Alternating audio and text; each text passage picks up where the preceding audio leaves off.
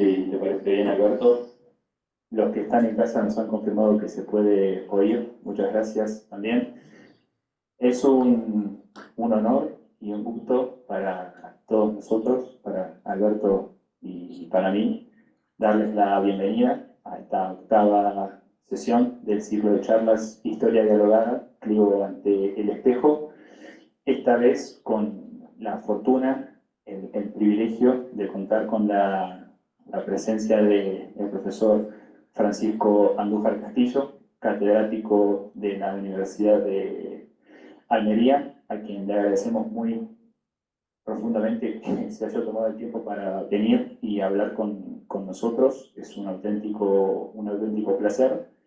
Como siempre digo, y sé que soy repetitivo, pero huelga a decirlo, el formato que nosotros manejamos con Alberto es la primera hora y media de preguntas que haremos al ponente, en este caso el profesor Andújar Castillo, y luego la última media hora, o un poco más, dependiendo de la afluencia de preguntas, aquellos que estén aquí presentes o los que están en casa pueden hacer, en fin, los interrogantes que quieran al profesor. Esta actividad también se lleva a cabo gracias al apoyo, primero, del Departamento Económico, apoyo económico, claro, del Departamento de Historia Moderna, también a la Facultad de Filosofía y Letras, y en tercer lugar, al proyecto Atlan Rex, cuyos IPs son Manuel Herrero Sánchez, de la Universidad Pablo Olavide en Sevilla, y la profesora Cristina Lobo Lozano, de la Universidad Autónoma de Madrid. Sin más, damos comienzo a la charla. Intentaremos, es muy vasta la producción del profesor, por lo tanto intentaremos tocar la mayor cantidad de temas posibles. E insisto, tanto los que están en casa pueden anotar las preguntas en el chat o luego posteriormente abrir el micrófono una vez que demos paso. Sin más, le doy la palabra a Alberto y muchas gracias a todos por estar presentes.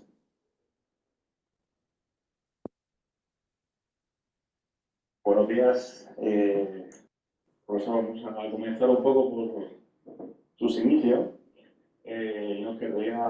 Queremos saber un poco cómo comenzó su interés por la historia moderna antes de la tesis.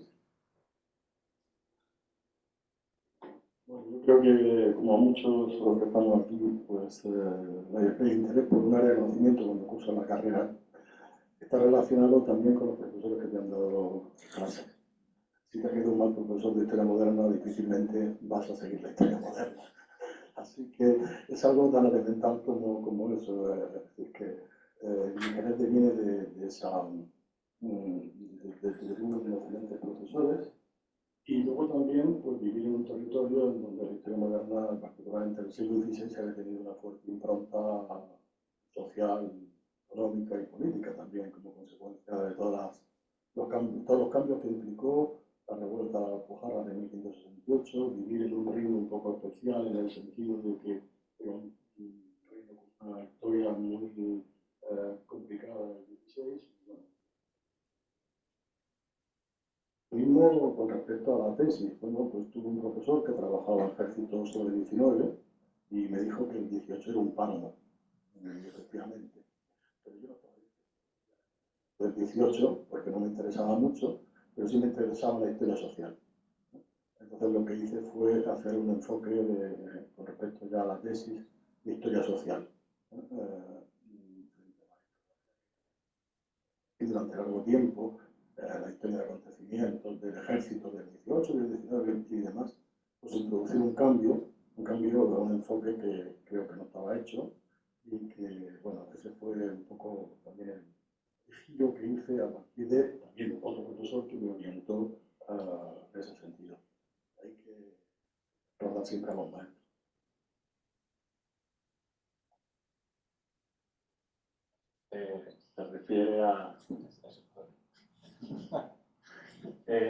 Se refiere a Javier Castellano, del cual hemos tenido algunos discípulos suyos. Tuvo el profesor Antonio Jiménez, el profesor Enrique Soria Mesa, y bueno, luego formó toda una escuela en Granada también fuera de ella. ¿Cómo recuerda entonces su etapa doctoral con Castellano y bueno, cómo lo definiría como director de tesis Bueno, a mí me cuesta trabajo hablar de Juan Luis porque más que un director de tesis era como una especie de padre, ¿no? Pero no conmigo, sino con todos los que hacíamos las tesis con él. Lo que lo hicimos primero, que fuimos Enrique Soria y yo, y luego Antonio Jiménez Estrella y Inés Gómez. Bueno, pues trabajar con él era una auténtica maravilla, porque aprendías, es una persona que sabía muchísima historia, escribió menos de lo que realmente sabía, era un auténtico sabio. Él empezaba a estudiar todas las noches a eso de las 9 y a las 9 de la mañana se acostaba. Se acostaba y estaba toda la noche leyendo y estudiando y demás. Y ese era un sabio. Lo que pasa, y eso luego lo transmitía a los alumnos, ¿no? Y la verdad es que el aprendizaje con él fue algo excepcional. Ahí también me he citado a un quinto alumno suyo, que es Francisco Sánchez Montes González, que se formó también con él. Y bueno, pues era un aprendizaje un poco especial, porque además no solíamos hacerlo casi nunca en un despacho, sino en un restaurante, en la cafetería o tomando una copa por la noche. Es decir, se aprendía en otros espacios, ¿no? En otros espacios, pero siempre era transmitiendo una sabiduría enorme sobre historia. Entonces fue un placer trabajar con él y bueno, él formaba parte de un grupo mucho más amplio de la Universidad de Granada, de la que había una persona que quisiera recordar ahora, porque leyendo últimamente mucho trabajo de historia moderna, parece que ha dejado de existir y de citarse, de referenciarse, que es don Antonio Domínguez Ortiz. Don Antonio Domínguez Ortiz vivía al lado de él. Tuve el placer de tenerlo en mi tribunal de tesis y luego también de compartir tribunales de tesis con don Antonio, ¿no? Entonces, don Antonio, que fue realmente el gran referente, y creo que sigue siendo la historia moderna del siglo XX y primeras décadas del XXI, pues eran también muy amigos de él, compartían muchísimas cosas, compartían muchos ratos de trabajo, y ese aprendizaje mutuo también fue muy importante para él y nos lo transmitía a nosotros. Es así. Y la formación en ese sentido yo creo que fue una formación espléndida y inolvidable realmente. Pero quisiera resaltar que fue más como persona que como creador, ¿no? Porque como persona era una persona maravillosa y además tenía una intuición para la historia realmente, no tanto para descubrir documentos, sino para plantear problemas en la historia, ¿no? Que creo que es otro que insistir en ello.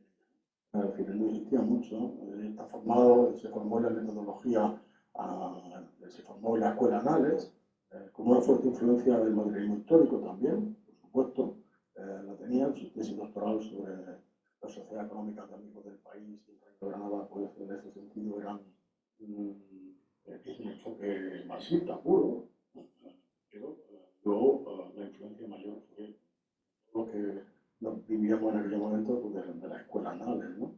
Pero él a eso añadía pues, todo un círculo de relaciones en el que la figura de Antonio Domínguez Ortiz presidiendo tesis doctorales, subiendo a la facultad todos los días a dar, todos los días a dar cursos de máster.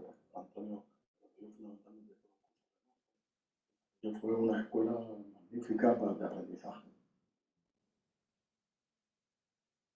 Hablando sobre esta influencia geográfica en el momento de su tesis, se plantea la Escuela de Anales, su giro en 1989, los hispanistas de historia militar que habían tratado ya esas temáticas y también metodologías como la prosopografía o la historia italiana. ¿De qué escuela emplearía su tesis? Bueno, mentalmente está influida, lógicamente, por la historiografía francesa. Lo primero que empezaron a hacer historia social del ejército fueron los franceses. Del ejército como que se había hecho hasta entonces como un ente aislado, como si fuera algo que no tuviera que ver con la captación de recursos económicos. Si es algo que no tuviera que ver con la captación de hombres, de reclutas. Ese enfoque metodológico que había permanecido del ejército como algo aislado yo creo que se le había transformado fundamentalmente la historiografía francesa, también la italiana, me acuerdo ahora, por ejemplo, de Franco Cardini, por citar alguno de ellos, que, bueno, luego llegarían David de Maffi y otra gente, ya mucho más adelante. Pero, bueno, fue ver de esa historiografía que estaba fuertemente influida, por supuesto, por la escuela de Annales, ¿no? Y era plantear un giro porque hasta ese momento, no sé, yo diría que el 99% de los trabajos que había de historia militar en España eran batallas, paces, guerras, conflictos y poco más, ¿no? Fue un poco introducir un cambio ahí en ese marco, fuertemente influido por esa escuela.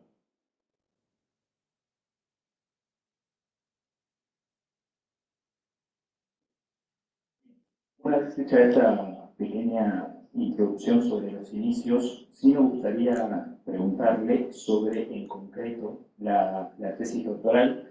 Nos gustaría focalizarnos en la publicación de esa tesis, cuyo título cito es Los militares en la España del siglo XVIII, un estudio social.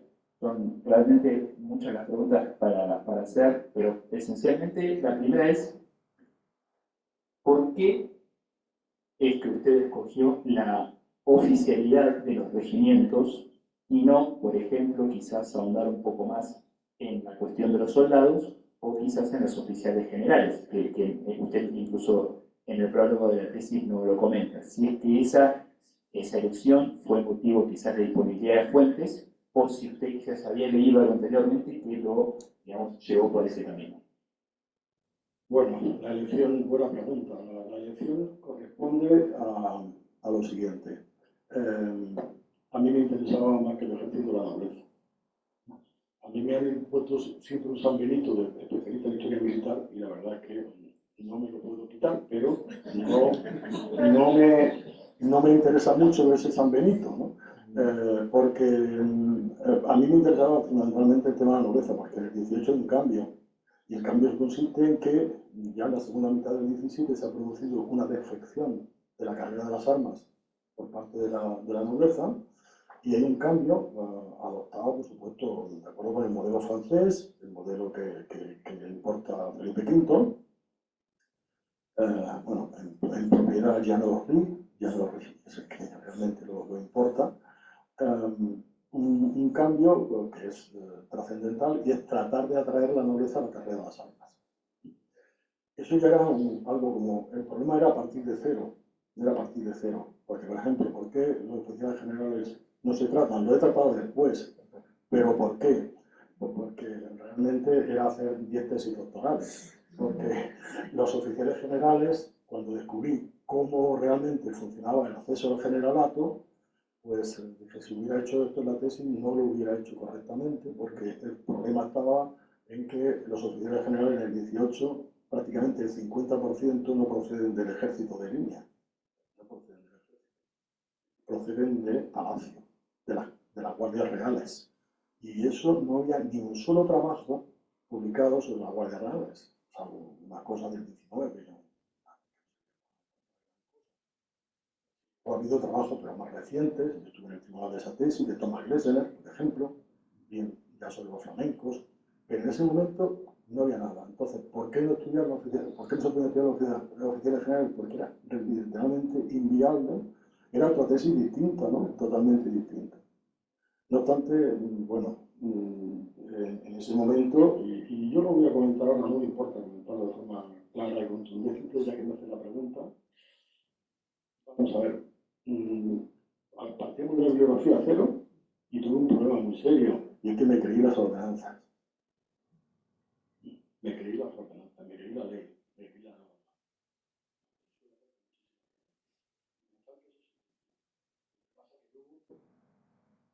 Y decidí que me iba a hacer la contratesis. Y la contratesis es un libro que se llama El sonido del dinero. Monarquía, ejército y penalidad en el siglo XVIII. Ese libro es mi contratesis. ¿Por qué? Porque las ordenanzas me decían por activa y por pasiva que para subir de un grado a otro había que haber desempeñado el anterior y que para ser capitán habría que haber sido teniente. ¿Sabes? Eso decía la ordenanza. pero la propia monarquía que la había dictado la conculcaba. Entonces, a partir de ahí, me tuve que hacer la competencia y a partir de ahí hice una siguiente consideración, y es de cada fuente documental que maneje, hacer previamente un análisis crítico, no, muy crítico. Porque creo que en la historiografía actual hay mucha investigación en que se escribe lo que aparece en la documentación y poco análisis crítico, ¿no? Y entonces, a partir de ahí, mi obsesión fue, y de lo que últimamente lo más a nivel de metodología, de los procesos de deconstrucción, de construir fuentes documentales, ¿no? Es decir, no por deconstruirlas de por sí, sino utilizar una metodología que me permita ir más allá de lo que la fuente me dice, ¿no? Y en eso estoy ahora mismo. Es decir, que cualquier tema que investigue, pues de hecho lo que tengo ahora mismo en marcha, pues tengo que hacer esos procesos, tengo que hacerlo, no, es que si no, creo que me voy a equivocar a la hora de escribir. En ese sentido, mi tesis, como digo, luego la destrocé, en el sentido de que esa normativa, esas ordenanzas del 17 y del 18 que establecían un sistema arreglado, un sistema normativo, luego en la práctica no solamente no se cumplía, sino que la propia monarquía, que la había dictado, lo conculcaba de forma sistemática.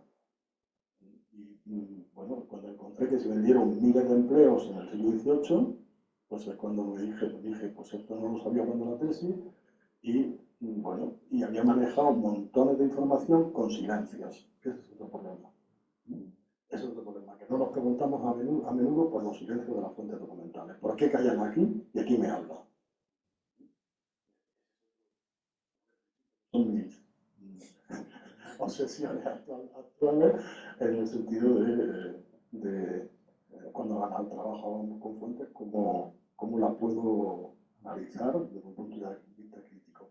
Por eso, precisamente que tú me preguntas, porque mi tesis no rehacerla, sino decir, bueno, esto era así antes y ahora sabemos que esto no funcionaba de esta manera. Que ha habido que afortunadamente a partir de esa tesis se ha aplicado eso mismo que investigué yo y se han hecho montones de estudios sobre el 17. Andes, mucha más gente que han hecho trabajos sobre el 17 y que han aplicado y se han dado cuenta cómo funcionaba el tema en el 18 y se han ido al 17, bueno, pues esto, y ya incluso está viendo algunos sobre el 16. Pero claro, cuando tú empiezas de cero, pues construir un árbol es complicado que tenga, que echando frutos ya.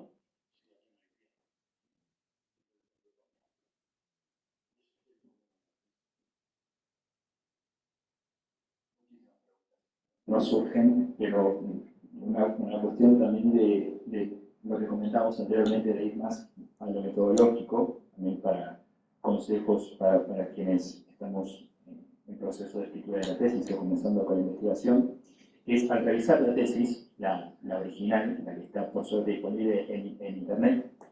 Claro, es una tesis, podríamos discutirlo, de historia militar, de historia social del ejército. Claro, hay archivos que se citan que uno espera que estén. El Archivo Histórico Nacional, el Archivo General de Simancas, el Archivo General Militar de Segovia, pero lo que a mí particularmente me llamó la atención es que hay algunos repositorios que no digo que sean desconocidos, pero que sí uno no suele haber citados en trabajos de este estilo. Juan T2 es el archivo del Conde de Campomanes y uno que me pareció muy interesante, la Facultad de Teología de Granada, en el repositorio. Pero en este sentido nos interesa cuán útiles fueron esos quizás archivos un poco más pequeños, un poco más desconocidos, y si matizaron tal vez la conclusión que usted podía sacar de los grandes repositorios, como por ejemplo Simancas. Sí, bueno, son archivos más ocasionales. Yo creo que muchas veces son a veces más importantes incluso que los estatales. ¿Por qué? Pues porque nos dan perspectivas totalmente distintas a lo que son archivos puramente administrativos. Es decir, los archivos de los consejos son archivos puramente administrativos. Y muchas veces lo que encontramos ahí es lo que nos quieren decir desde esa óptica. Pero cuando cruzamos y vamos a otras fuentes, pues nos encontramos con cuestiones totalmente distintas. Por ejemplo, eso que cita, en la Facultad de Teología de Granada, pues estaba allí toda la documentación general particular, privada, por uno de los que fueron más activos, de los militares que fueron más activos en la reforma militar que se intentó a finales del siglo XVIII. El ejército llevaba un siglo sin cambiarse. Hubo un intento de cambio a finales del XVIII, 1796, y toda esa documentación estaba en un archivo particular de uno de esos miembros. Entonces ahí esa documentación no la vas a encontrar difícilmente, no la vas a encontrar en los archivos estatales. Y de eso se trata, es una de las posibles vías de enfoque cuando no tienes, o cuando sabes que las fuentes te están diciendo una perspectiva y quieres ir a buscar otra perspectiva, ¿no? Es cruzarla con otros archivos. A mí me parece que uno de los pilares de investigación es el cruce de fuentes documentales. Y cuantas más cruces, mejor, porque más que es más difícil.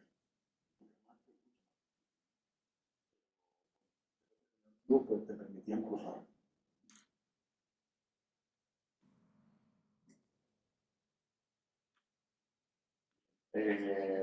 Seguimos con uno de los temas, vamos a entrar ya en la cuestión de la binariedad, aunque la tesis también nos lleva a otras preguntas que podemos dejar para el final.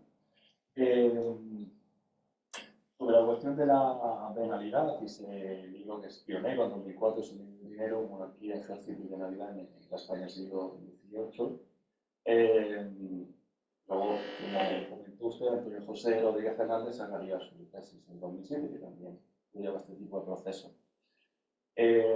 La binariedad pone de relieve y matiza la cuestión de ese carácter absoluto del poder del monarca, porque necesita también una permanente colaboración con lo que son las élites, ¿no? El poder de las redes familiares, el patronazgo, creo que fueron elementos que limitaban el poder real, porque al final la binariedad también supone una privatización del enriquecimiento. Bueno, hay varias cuestiones al respecto de esa pregunta. Eso es un debate, ¿verdad? Es decir, un debate si el poder de la monarquía, cuando recurre al dinero para proveerse de cargos, de oficios y demás, está limitando su poder, esa necesaria colaboración con las élites o no. Es un debate que daría para una charla de 2 horas y media, 3 horas, calculo yo, más o menos, ¿no? Porque realmente es un tema complejo. Vamos a ver. Yo creo que el interés ahí es doble. Es una especie de negociación entre la monarquía y un actor concreto. Y en esa negociación, la monarquía necesita dinero, siempre, y o necesita formar cuerpos de ejército para acudir a una guerra, tiene que negociar. Y negocia con ayuntamientos, negocia con asentistas privados, negocia con propios militares que quieren ascender en el escalafón, saltándose 3 grados o 4, sin tener que estar más tiempo en los campos de Marte. Es decir, que quiere subirse, sencillamente. Entonces, es una convergencia de intereses en la que siempre las dos partes pues están, digamos, consiguiendo sus objetivos. Por un lado, el mayor esfuerzo militar que hay en la historia de España, yo creo que se hace en la Guerra de Sucesión. Creo que en términos comparativos con otros periodos es el mayor esfuerzo. Ese esfuerzo se hace con una colaboración de élites locales, de concejos, de particulares, etcétera, que proponen a la monarquía suministrar de hombres y demás. La contraprestación es que la monarquía dice, vale, como tú me vas a proporcionar esto, yo te doy a ti que cargos nombramientos en blanco para que tú nombres a quien quieras. ¿Qué está haciendo los nombramientos en blanco? Que ese es otro tema muy interesante en torno al poder absoluto del monarca. Cuando se está transfiriendo la posibilidad de nombrar a un particular, es que hay que pensarlo unas veces. En los libros de historia, se está transfiriendo a un particular la capacidad de designar a un agente del rey. Va a salir, ha salido ya, probablemente hoy o esta semana, un artículo sobre, en otro ámbito y ya fuera del ejército, el mismo problema. cuando el rey permite que haya transferencias privadas de oficios. Es decir, que tú compras con facultad de transferirlo a un tercero, quiere decir de revenderlo. Entonces, ¿ahí qué está pasando? Pues ahí vemos el problema de la potestad del rey. Hay cientos de nombramientos que jamás lo hizo el rey. Nunca. Pero ni siquiera los intermediarios más próximos a él, ni siquiera los secretarios del despacho, ni siquiera desde los consejos hicieron. Eso funciona así en el 17 y el 18 que yo sepa. Entonces, es una continua relación entre unos y otros de intereses comunes. Si yo quiero adquirir un cargo con facultad de transferirlo, de revenderlo, quiere decir que yo voy a obtener unos beneficios, pero además el rey me cobra más si es solamente el cargo o con facultad de transferirlo, es decir, el rey está ingresando más. Entonces, ¿qué se está planteando aquí? El problema de que esos límites del poder están cercenados por la existencia de toda una serie de acciones que son ajenas a lo que antes yo podía. Es un tema que daría para varias horas hablarlo en diferentes escenarios y para un tema de debate. Es un tema de debate historiográfico que es interesante, pero bueno, yo creo que hace ya muchos años que hay toda una serie de una historiografía amplia que está cuestionando ese tema del absolutismo en cuestión. Y una de las esferas, de los caminos en los que se cuestiona este absolutismo es el tema de la legalidad. En el 17, el rey cada vez que necesita dinero se lo dice a los consejos. Los consejos, a favor de darme tantos miles de ducados, el consejo dice, majestad, déjeme que venda oficios. Vende los que quieras, vende miles de oficios y no los vende el rey. Los vende el intermediario. El nombramiento lo hace el rey. Lo están vendiendo otros. Normalmente mediante firmas en blanco. Aquí está nombrando. Es un tema, se da en el 17 fundamentalmente, por supuesto el 16, el segundo también, y en el 18, bueno, pues se había escrito muchísimo sobre que la venalidad desaparece en el 18. Yo he escrito dos libros que demuestran lo contrario. Uno, el de Monarquía, Ejército y Venalidad, y otro, el de Necesidad y Venalidad, España e India, en 1704-1711. Cuando para financiar la guerra de sucesión, lo que se hace es vender hasta los armarios de palacio, lo que haga falta. O sea, el problema. Estuvo a punto de venderse hasta... no los armarios, pero era tan la necesidad que cualquier cosa se vendieron grandezas de España, por ejemplo. Estoy diciendo, o sea, estamos hablando ya, y también se venden en el 17, de esa grandeza de España, ¿no? Es decir, ¿por qué? Porque estamos hablando de necesidades de una monarquía de financiación y es un dinero siempre que entra por vía extraordinaria, cuando las vías ordinarias están agotadas. Cuando están además siempre, casi siempre, comprometidas con el pago de los juros. Entonces, es la forma de inyectar dinero por otras vías a la hacienda y esa necesidad hace que se transforme en debilidad, si podemos plantearlo así, debilidad del poder, en el sentido de relegar en tercero, pues si el nombramiento de la gente de gobierno de Llegó al tema hasta el punto que afectó a todos los reyes de América. Como usted ha apuntado en alguna ocasión, fue el tema que ya comentó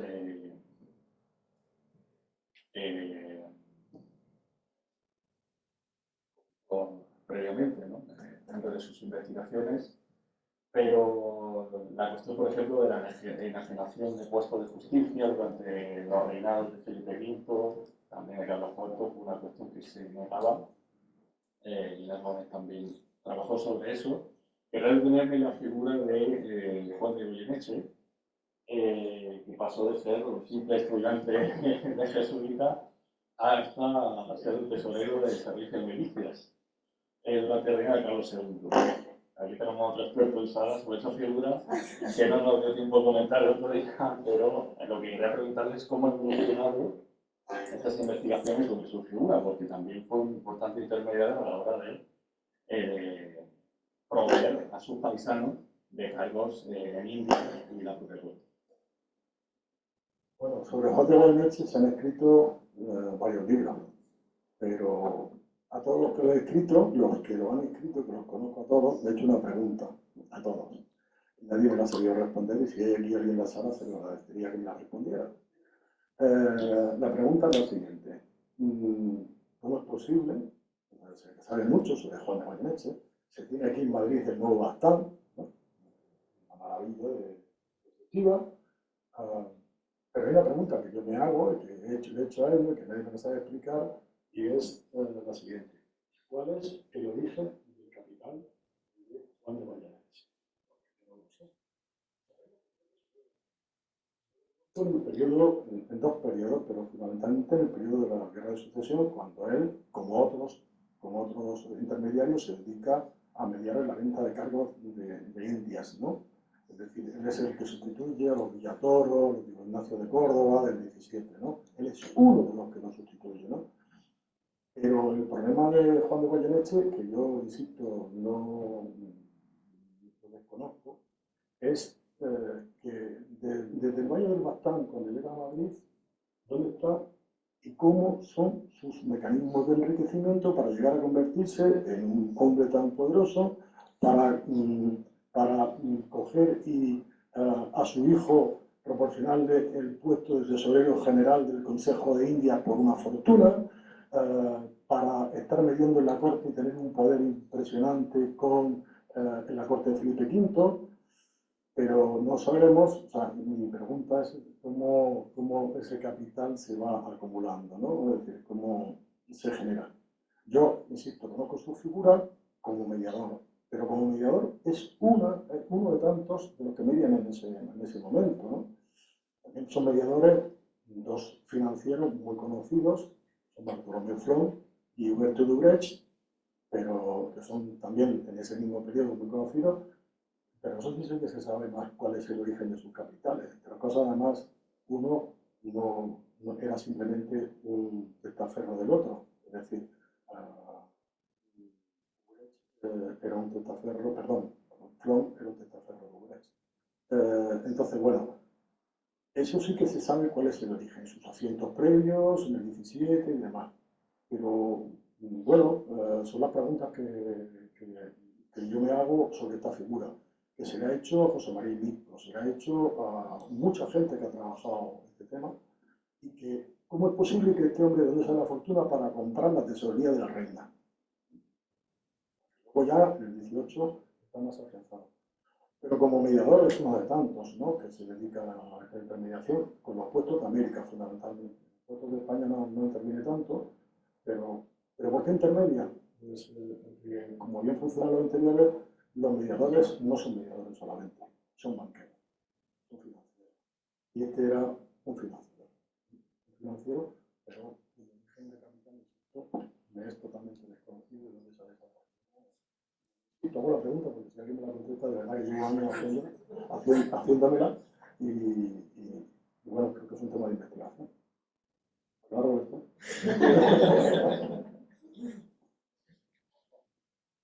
Bueno, preguntamos porque el capítulo del libro de 2007, donde también te hacían preguntas. Se me ha pasado preguntar, antes quería decir que claro, el libro de 2004, pero ¿cómo llegaste a plantear el tema de la venalidad en el ejercicio? ¿Cómo te topas con este tema? ¿La cuestión documental? Pues aplicando el método. Volvemos al método. Y lo voy a explicar. Vamos a ver. ¿Cómo descubro el tema de la venalidad? Cuando toda la normativa la había negado. Bueno, hasta ese momento incluso la historiografía la había negado. Le había negado Tomás y Valiente, le había negado Domínguez Ortiz, le había negado a todo el mundo. Bien, ¿cómo lo descubro? Pues con un método de investigación que me está dando muy buenos resultados desde hace tiempo, que es el método que yo llamo de las anomalías. ¿Qué son las anomalías? Cuando todo aparentemente funciona de una manera, de acuerdo a la norma, de acuerdo a unos parámetros establecidos, cuando todo está establecido y regulado, ¿por qué hay algo que se sale de la norma? Entonces, el descubrimiento de la venalidad nace de la siguiente cuestión. Yo analizo el conjunto de oficiales generales por el cual me preguntabas antes, de todo el siglo XVIII. y encuentro que un individuo tiene la carrera más impresionante, más meteórica de todo el siglo y no lo conoce ni en su casa a la hora de comer. ¿Qué problema tiene este individuo? Se llamaba José Manuel Vázquez Frejo. Nadie lo conocía, absolutamente nadie, en el ejército no quitaba. Tiene la carrera más veloz. Entonces, yo sabía que la carrera más veloz podía tenerla, por ejemplo, el conde de Aranda, evidentemente. Presidente del Consejo de Castilla, embajador, bueno, capitán general. ¿Por qué este individuo tiene la carrera más meteórica? A mí me pareció que aquello era una anomalía. Entonces, partimos de un método prosopográfico que es coger el conjunto de oficiales y luego ir a uno solo, ¿no? Cuando voy a ese solo, pues veo que se llama Vázquez Prego, que es gallego, que en 7 años pasa de coronel a capitán general. Y dice así, dice con la cabeza, no es posible, era posible.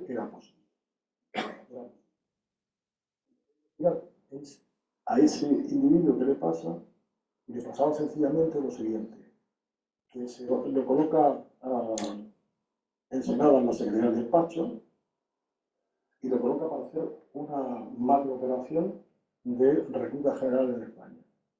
Y para esa recluta, cuando ya voy a buscar cuando este hombre se mueve en ese umbral que tiene esa promoción tan impresionante, pues paso del método amplio de los 2.000 oficiales generales que hubo en el 18 al caso, y el caso tiene esa anomalía.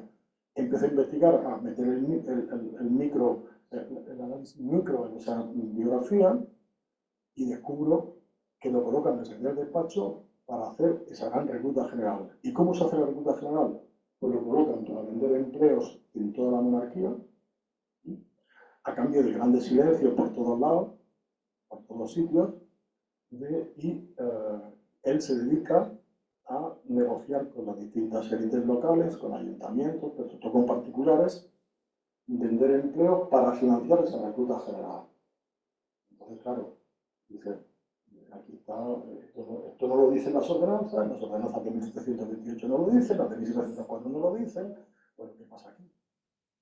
Entonces, claro, empiezas a tirar hacia adelante y hacia atrás, y entonces cuando descubres qué es lo que está sucediendo. Que se puede vender absolutamente todo. Hay niños de 3 años que fueron coroneles. Evidentemente no estaban mandando ningún regimiento, pero había alguno que tenía 3 años y fue coronel, ¿no? Directamente. O que tú querías ser coronel, bueno, simplemente ofreciéndole al rey a reclutar un cuerpo, pues rápidamente el rey te hacía coronel, aunque no hubieras visto en tu vida un arcabuz ni una espada, no igual, ¿no? Entonces, bueno, es cuando, a partir de ese caso, de esa anomalía, me muevo hacia atrás y hacia adelante, sabiendo ya que todas las hojas de servicio están enteras, alteradas sin decir la verdad. Eran las que yo había manejado antes. Hojas de servicio donde tú ves que un individuo empieza de capitán y yo decía, bueno, pues no estarán asentados los servicios previos. No, es que él empezó de capitán. ¿Tú usas una hoja de servicio de coronel? No, es que él empezó de coronel. Yo pensaba que no habían asentado la hoja de servicio los empleos previos.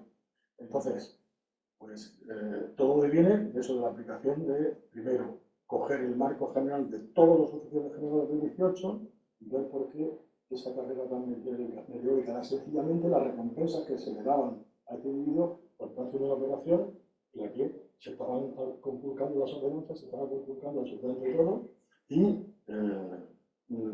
cualquier norma y a cambio de todo eso se le promocionó en una carrera brillantísima, que además tiene la anécdota del personaje fascinante. Yo creo que si se encontrara más documentación con él, daría para un estudio más precioso, porque cuando acaba de toda esa operación en la corte, se va de gobernador del campo de Gibraltar, es decir, al epicentro del contrabando en España.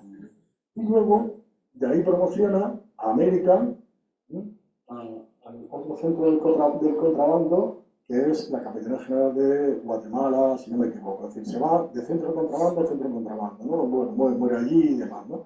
Es decir, que se mueve en un ámbito en donde la rentabilidad de los negocios, porque pudo enriquecerse bastante, entre otras cosas diciendo que por tal empleo me han pagado 40.000 reales y realmente le han pagado 100.000, ¿no? Es decir, bueno, es un tema, insisto, que daría para un trabajo de investigación mucho más amplio, ¿no? Pero bueno, eso es el método. Partimos del concepto gráfico, observamos la anomalía y qué pasa con la anomalía. Ese es el método que he seguido para investigaciones posteriores, ¿no?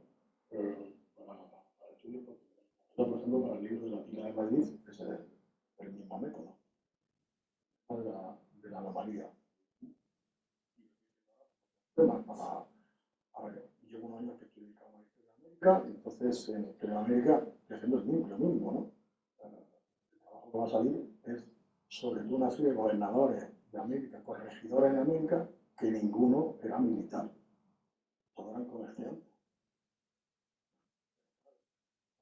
Ahí, pues, en fin, la investigación es compleja.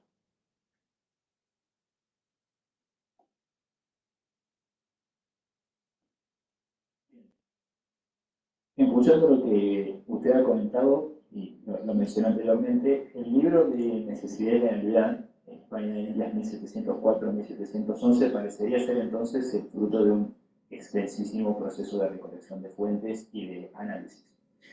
En ese sentido, el libro tiene, creo yo, dos diferencias sustanciales respecto al Sueño del Dinero. Primero, que se centra en una cronología bien específica, 1704-1711, y luego también que incluye a las Indias, un tema que evidentemente en esos años usted estaba trabajando. Ahora, lo que nos interesa preguntar, que esto usted reflexionó con Pilar Poncereiva también mucho, es hasta qué punto la venalidad en los términos del siglo XVIII se puede considerar como una práctica de corrupción y no quizás como algo propio del sistema. Esa es una pregunta interesante, muy interesante por una razón, porque incluso pueden leer trabajos por ahí que están confundiendo radicalmente la venalidad con la corrupción, y no tienen nada que ver. Yo creo que eso hay que diferenciarlo de forma radical. Vamos a ver. La venalidad, tal cual se ha escrito y se ha investigado siempre, es cuando hay una venta de oficio por parte del rey. Bueno, también podemos hablar de la venalidad de los honores y tal, pero cuando hay una venta de un oficio, de un cargo, en el que, por cierto, hay otro tema interesante también que está sin investigar y bueno, no sé si me quedará vida para hacerlo, creo que no me va a quedar, pero bueno, lo intentaremos, es para hablar de la venalidad no estudiada, que es la de los grandes oficios. Es decir, se han hecho montones de estudios sobre la venalidad frente al concejo, las regidurías en Guadalajara, en no sé dónde, tal, pero está sin estudiar cuando alguien llegaba y le soltaba 200.000 ducados al rey por un oficio, 100.000 ducados por un oficio. Yo les llamo las joyas de la corona. Las joyas de la corona porque eso está sin estudiar para nada, ¿no? 100.000 ducados por un oficio supone más que la venta de oficio en toda Andalucía en no sé cuántos años, ¿no? Sin embargo, eso está sin estudiar, ¿no? Entonces, en el tema del periodo este de 1704-1711, es que hay las circunstancias son radicalmente distintas, ¿no? Pero me preguntaba exactamente que me he ido con lo de... Perdona, se me ha ido, como no lo he notado, se me ha ido la pregunta, ¿me la puedo repetir? Y perdón por el excurso. ¿Cuál es? Si la venalidad en no, venalidad corrupción. Nada que ver una cosa con la otra. La venalidad es cuando el rey del oficio. La corrupción es cuando uno de esos agentes, venal o no venal, hace un cohecho, una malversación, una baratería, mil términos que se utilizan en la época, asimilados al concepto de corrupción. No tiene nada que ver. Ese oficial puede que haya comprado el puesto o no lo haya comprado, no necesariamente. Es decir, la corrupción es, como hoy en día, yo voy a recordar un tema. Hace unos años en el Congreso de Diputados, hace pocos años, se intentaron poner de acuerdo en qué era corrupción. Podían todos mirarse sobre sí mismos, pero bueno, no lo hicieron y entonces empezaron a que no se pusieron de acuerdo en qué se entendía por corrupción. Bueno, en la época, asimilada a corrupción, hay tratos y contratos, aprovechamientos, un montón de términos que son clarísimos de corrupción, sobornos, etc. Pero eso lo hace una gente, haya comprado el puesto o no lo haya comprado. Entonces, la corrupción no tiene nada que ver, para nada, con la legalidad. Es cuando hay una venta. Ahora bien, ¿qué pasa? Y eso es otro de los fenómenos que tanto estudiamos más a fondo, existe también una venalidad privada. La venalidad privada. ¿Qué quiere decir esta venalidad privada? Transferencias de cargos entre particulares. Claro, cuando tú compras un cargo que uno lo ha comprado en Madrid por 4.000 ducados y lo estás vendiendo por 20.000, tienes que resarcirte de ese dinero. Y tú, para resarcirte en tu gobierno, en tu corregimiento, en lo que quieras, vas a desarrollar prácticas que te permitan enjugar esa cantidad. Está claro, pero no tiene nada que ver una cosa con la otra. Bueno, y ya aprovecho para decir que una de las cosas que los proyectos que hemos desarrollado, no yo, sino Pilar y un montón de gente en los últimos años que hemos metido en la corrupción, lo que hemos demostrado también que se negaba es que el término existía en la época. Por supuesto, el 17 está ya con el mismo sentido que hoy en día le damos, con el mismo sentido. No solamente con el cuerpo que se pudre y se corrompe, también se corrompe el cuerpo de la monarquía. Eso es muy importante tenerlo en cuenta. Bueno, pues eso en la segunda ley del 17 ya está clarísimo y está totalmente desvinculado de que haya una venta de oficio por parte de la monarquía. La monarquía está vendiendo en el 17 y en el reinado Felipe II. Y en el 17 sobre todo, absolutamente todo. Todo. ¿No? Hasta el punto que llega un momento en que se dan cuenta de que incluso hay que revisar lo vendido porque lo han vendido a bajo precio para intentar volver a intentar venderlo, ¿no? Pero eso no tiene nada que ver con que cualquiera de esos agentes luego pues, haya cometido concusiones, podría empezar a hablar de términos que se aplican en la época, ¿no? Malversaciones de todo tipo, sobornos, etcétera, etcétera. Nada que ver. Sin embargo, de forma sorprendente, pues hay libros, incluso de la Mortada Bonner, confunde la venalidad con la corrupción. No voy a citar uno porque es que la Mortada Bonner exactamente las dos palabras del libro, ¿no? Por ejemplo, el CSIC en el año 2009. Voy a decir el título, pero...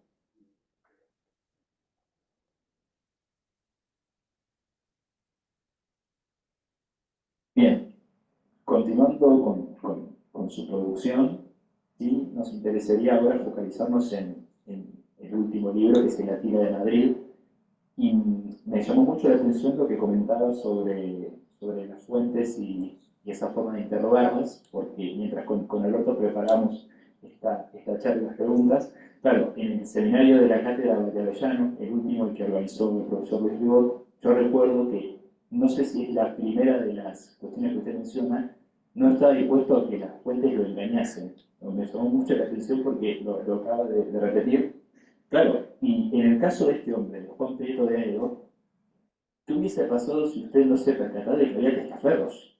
Porque esa es una gran cuestión. O sea, lo que me llama la atención es que muchas veces operaciones financieras que el hombre utilizaba otro nombre que directamente era otro que actuaba en su poder. Digo, ¿cuán relevante fue en ese sentido, y en ese libro en particular, hacer un análisis minucioso, detalladísimo, microscópico, quizás casi incluso de los documentos? Claro, eso que planteas, volvemos al tema de la metodología, pasa exactamente igual. Yo encuentro en Juan Prieto de Aedo una anomalía. Y es que encuentro un día, por casualidad, un inventario de bienes y veo que es el hombre más rico del siglo XVIII, quizás equiparado quizás a Goyeneche, quizás incluso más que la segunda mitad, y no lo conoce nadie, absolutamente nadie.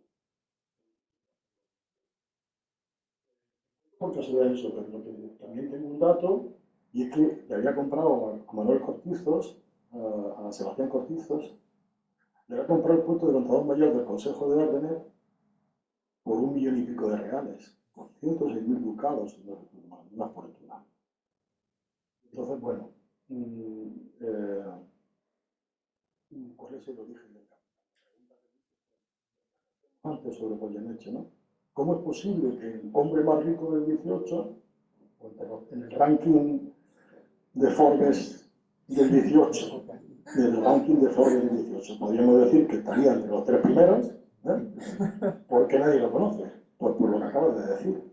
porque funcionaba con un sistema de testaferro. Yo espero que un alumno mío, que no supongo que está conectado, Javier Gómez, escriba pronto un trabajo de otro personaje también del 17, que tuvo cientos de asientos con la monarquía y que todos, ninguno, que no tuvo, y tuvo cientos porque todos estaban a nombre de testaferros, ¿no? De otros. Bien, ¿qué es lo que sucede? Pues sucede que cuando hago la pregunta de cómo es posible que este personaje nadie lo conozca,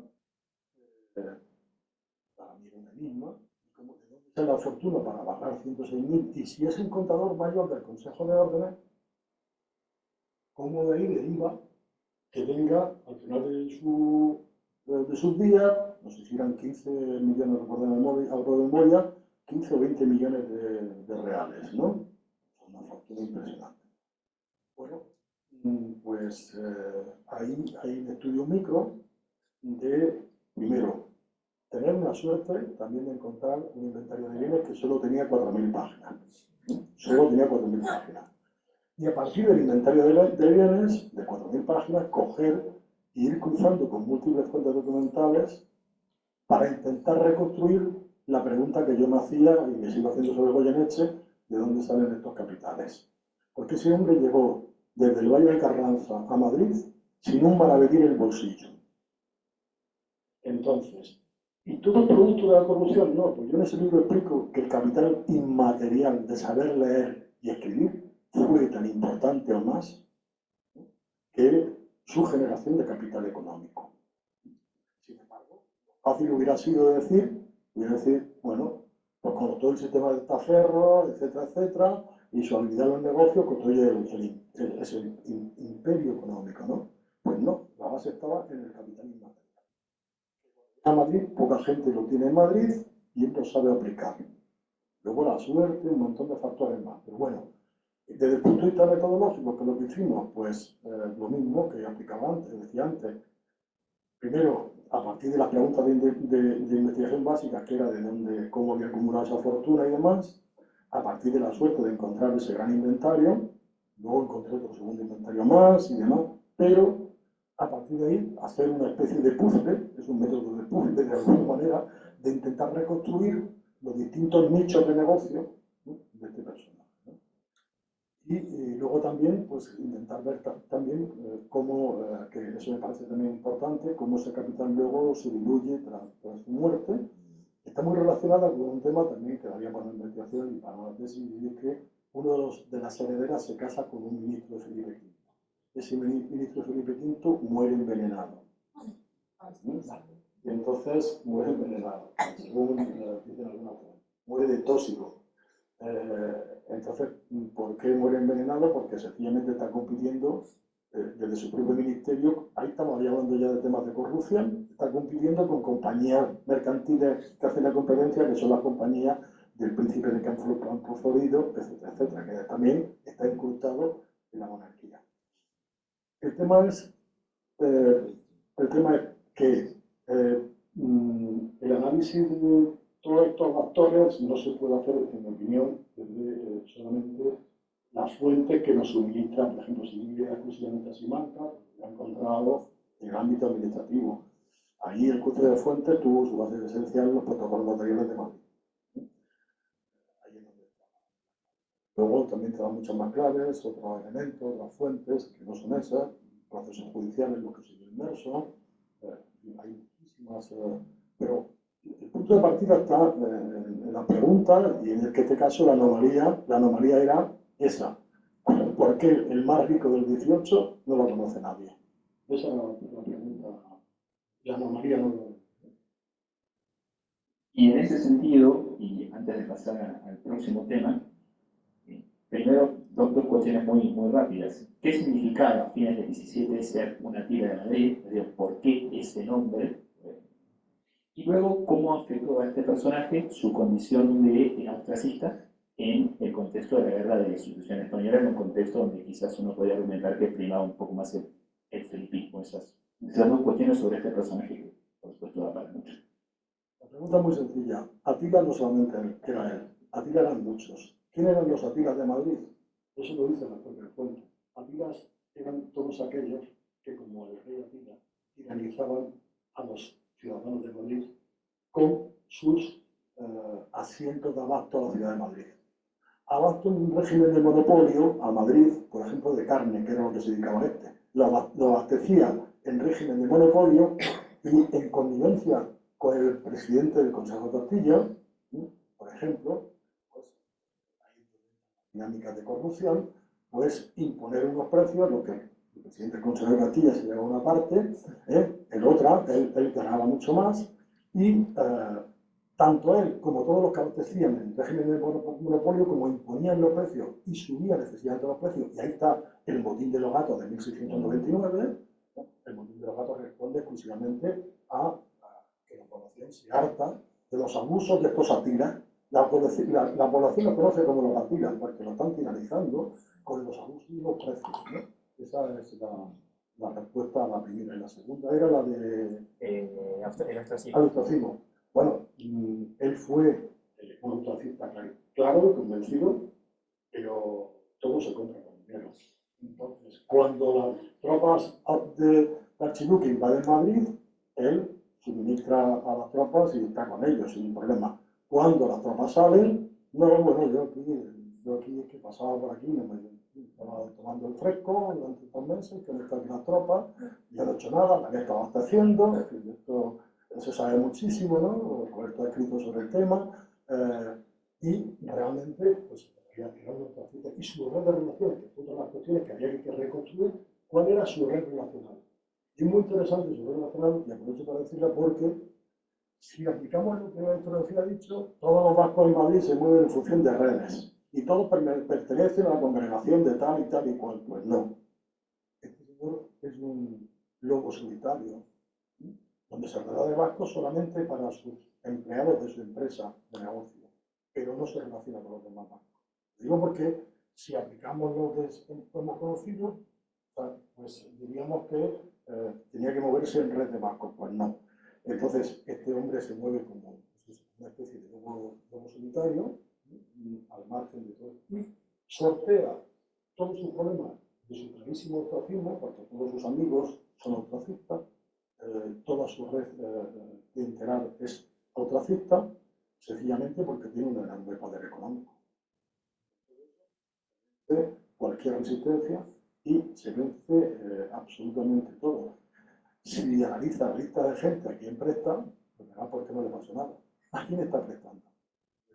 El crédito es fundamental. El crédito privado es fundamentalmente en muchos estudios sobre actores agentes de la monarquía, ¿no? El crédito privado creo que te da su marco relacional y sobre todo su dependencia de estos agentes, ¿no? Pero no son pequeños entre comillas, son banqueros, pero como entonces no tenemos el término de banquero tan claramente definido, pues hablamos de un hombre de negocios, pues son banqueros, ¿no? Y si un presidente de un consejo está dependiendo del banquero, pues es muy fácil sortear cualquier problema que te vayan a poner porque hayas alimentado a las tropas del archiduque cuando ocuparon Madrid.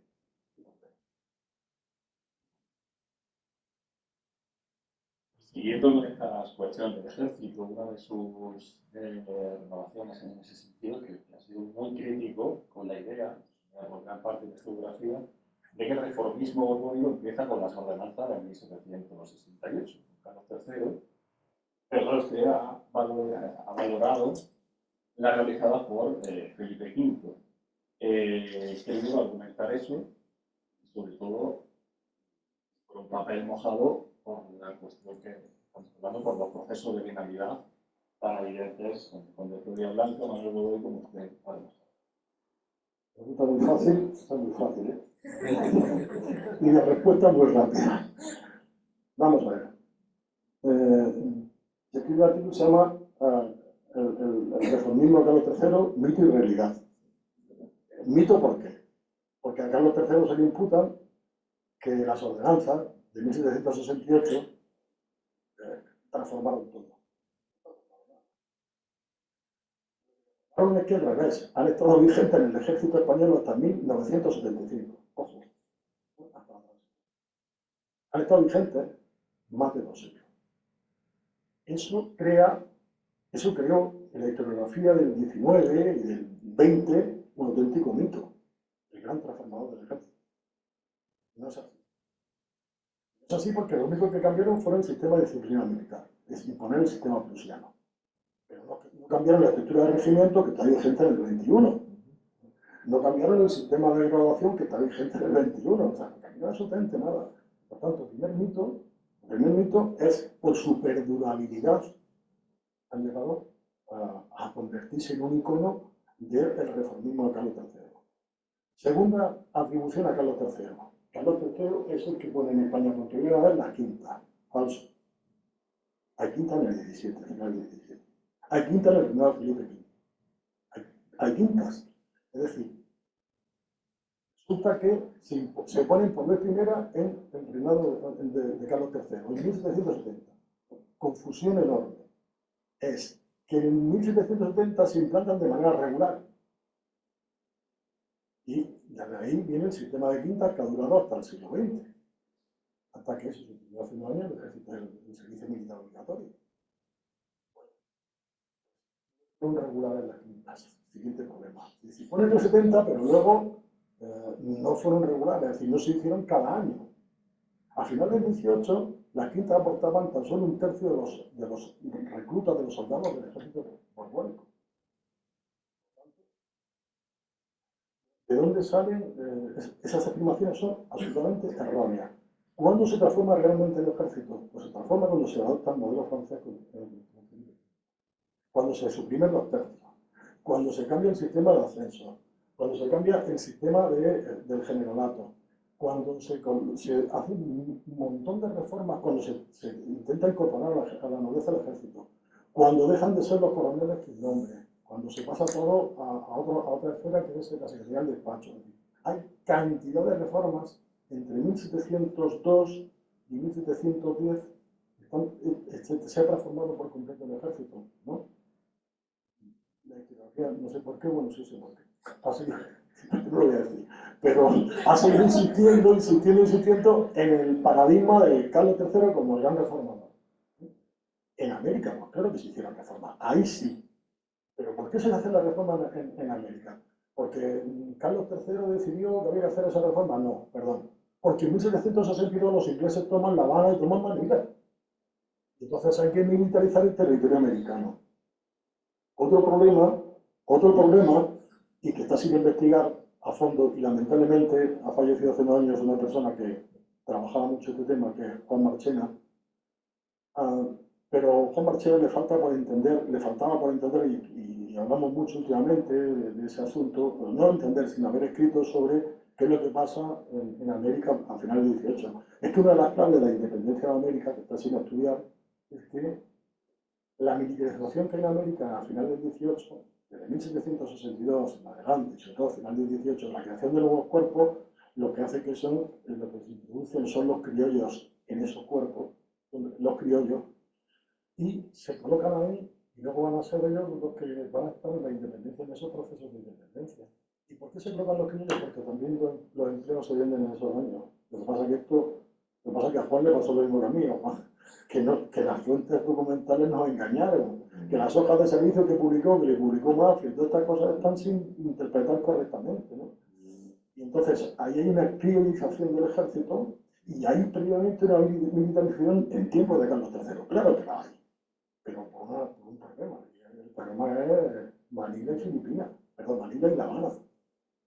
Es decir, esos son los problemas. Y de ahí sí que una reforma, más que reforma, pues la creación de enviar cuerpos del ejército veterano allí, incrementar los cuerpos de milicias en América, etcétera, etcétera. Ahí sí que hay. Pero en España, nada que ver. Lo acabo de publicar en el libro que ha publicado el Ministerio de Defensa sobre el Ministerio del Ejército Español, que ha salido hace unos meses. Pues ahí me lo pidieron que lo escribiera y lo he puesto de forma contundente, ya a veces se entiende de una vez por todas. Pero lo veo difícil, porque la gente no lee las cosas actuales, lee lo que se publicó en 1840. Entonces es otro problema. Esa publicación es también un libro enfocado en la cuestión de la difusión para un público que no tan versado en estos temas de historia, ¿no? En el libro de La breve historia militar de España o sus contribuciones, por ejemplo, a la revista Andalucía de Historia, ¿cómo piensa que es el proceso en el cual el historiador acerca su conocimiento a un público que no está acostumbrado a leer este tipo de cuestiones? Me está preguntando por un drama. Pero un drama tremendo. Vamos a ver. Estamos en la Universidad Española, desde hace muchísimos años, vivimos, y yo creo que esto todos los colegas que están aquí lo pueden compartir, y es que vivimos en un mundo totalmente contradictorio. No hacemos divulgación porque nos lo impiden, nos lo prohíben. Si yo pierdo el tiempo en hacer divulgación, yo no lo puedo poner, digo yo, muy personal, lo mismo también, en los sexenios de investigación que los cuales nos sometemos cada año, porque eso está penalizado. Entonces, en nuestra universidad hacemos poca transferencia de conocimiento a la sociedad, que es como se conoce ahora, con un término más bonito, lo que antes se conocía como divulgación, pero deberíamos hacerlo. Porque una pregunta que yo me he hecho muchísimas veces es ¿quién me lee? ¿Quién me lee? ¿Quién me lee? Lo he explicado bien, lo he pronunciado mal, pero ahora creo que... ¿Quién me lee a mí? Cuando escribimos sobre un tema, bueno, ahora hay los grandes repositorios mundiales, el Internet, el Academia de Pontevedra, etcétera, etcétera, que bueno, han cambiado bastante el panorama. Pero la pregunta es que ¿quién nos lee? Creo que tenemos que hacer transferencia, creo que tenemos que divulgar, pero luego resulta que el propio sistema lo impide. O si pierdes, digo pierde entre comillas, el tiempo en eso, te lo van a penalizar. Alguna cuestión que sacaron unos años que eran los sexenios estos de transferencia, lo que salieron unos y no sé si han vuelto a salir más, ¿no? Yo creo que no. Fue alguien que pretendió cambiar el sistema.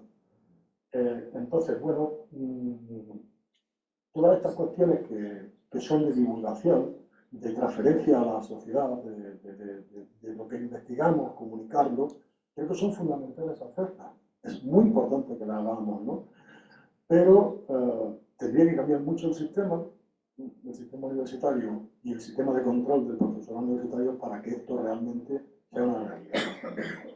Porque, bueno, cuando te piden que hagas todas esas cosas, las haces, yo lo hago con mucho gusto porque me parece que me van a leer más por ahí, o los podcasts que van a sacar, por ejemplo, de ese libro, ahora vamos a sacar una serie de podcasts de ese libro, que lo acabo de hacer hace una semana. Bueno, pues es importante porque eso va a oírte más gente, ¿no? Va a oírte muchísimas más personas te van a leer, entre comillas, ¿no? O te van a oír. Pero todo eso está castigado, lo cual es una auténtica. Entonces, creo que tendríamos que hacer mucho más transferencia de conocimiento. Creo que es fundamental hacerla porque, bueno, me hago la siguiente pregunta. Con el aluvión de publicaciones que hacemos anualmente, para estar en los rankings, en los no rankings o no estar, con el aluvión de publicaciones que hacemos, que son una barbaridad, con la cantidad de coloquios y congresos que hacemos continuamente, realmente la pregunta es, ¿y de todo eso qué transferimos? Muy poco. Pero lo transferimos, yo creo que mucho lo haríamos, encantado, si eso tuviera, de alguna manera, un reconocimiento. Yo he desarrollado en Andalucía un proyecto que coordiné con las 8 universidades andaluzas que se llama Identidad e Imagen de Andalucía, en que ahí me han leído no solamente a mí, sino a las 200 personas que han participado, muchísimo más de todo lo que he escrito en mi vida. Ese proyecto afortunadamente tuvo una continuación en otro proyecto que yo ya acabé bastante perjudicado de ese, damnificado. Coordinó al profesor Iglesias en la Universidad de Sevilla, que tuvo una continuidad, que tiene otra web.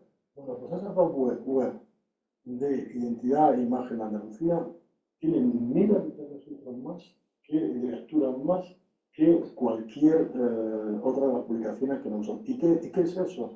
Pues eran dos webs de transferencia de conocimiento a la sociedad. No eran con mucha imagen, incorporando mucha imagen, incorporando mapas, bueno, de todo. Eso ha tenido muchísimo más impacto que los cientos de artículos que yo he escrito, unos 200 más o menos, he podido escribir a lo largo de mi vida. Pero eso, sin embargo, bueno, tuve la suerte de que lo pude, no sé si me dio tiempo a ponerlo, creo que no, cuando solicité el sexenio de transferencia, ¿no? Pero luego no ha salido, con lo cual el propio sistema nos está condenando a que no hagamos transferencia. Una contradicción enorme. Terminar con esta cuestión, también quería comentar este seminario internacional que se celebra todos los veranos en Belén Blanco, con el profesor Jean-Frédéric Shaw, en el que también Bernard Marchand ha participado. ¿Qué valoración hace? Y también ha tenido un seguimiento, no sé por qué edición va, pero casi una veintena. Sí, bueno, hace 20 años el profesor Bernard Marchand y yo comenzamos a hacer un taller de historia la última semana de julio en un pueblecito que fuese un marquesado, que es el marquesado de los Vélez, y donde conserva un maravilloso castillo hueco porque el patio del palacio, como saben, está en Nueva York, en el Metropolitan. Desde hace 20 años pues empezamos a desarrollar un taller de historia allí. Un taller de aprendizaje del oficio de historiador. Era lo que era hace 20 años. Desde hace 4 años lo hemos transformado en un taller doctoral. En un taller doctoral, aprovecho para decir que está abierto, va a salir brevemente, yo creo que el mes que viene, incluso puedes hablar también la convocatoria de asistencia, son solamente 20 personas. Lo hemos transformado en un taller doctoral internacional. El año pasado hubo alumnos de 8 países distintos de todo el mundo. El taller doctoral versa sobre la monarquía hispánica y también Portugal, mundos ibéricos, ¿no? El objetivo es un taller que se ha transformado por completo, ha dejado de ser ese taller de aprendizaje del oficio para ser un taller doctoral en el que lo que se hace es un intercambio fundamentalmente de conocimientos y de proyectos de tesis entre todos los allí presentes, que tratan de múltiples temas y en donde es un taller fundamentalmente de debate entre los propios doctorandos de todo el mundo, insisto, y entre todos ellos y luego con el profesorado del curso. Algunos que están por aquí en esta sala hoy han estado allí alguna vez. Y eso ha cambiado, ¿por qué? Pues ha cambiado por una cuestión, y es que el École d'Études de Ciencias Sociales de París pues financia los viajes y el alojamiento lo hace el ayuntamiento, pero el École d'Études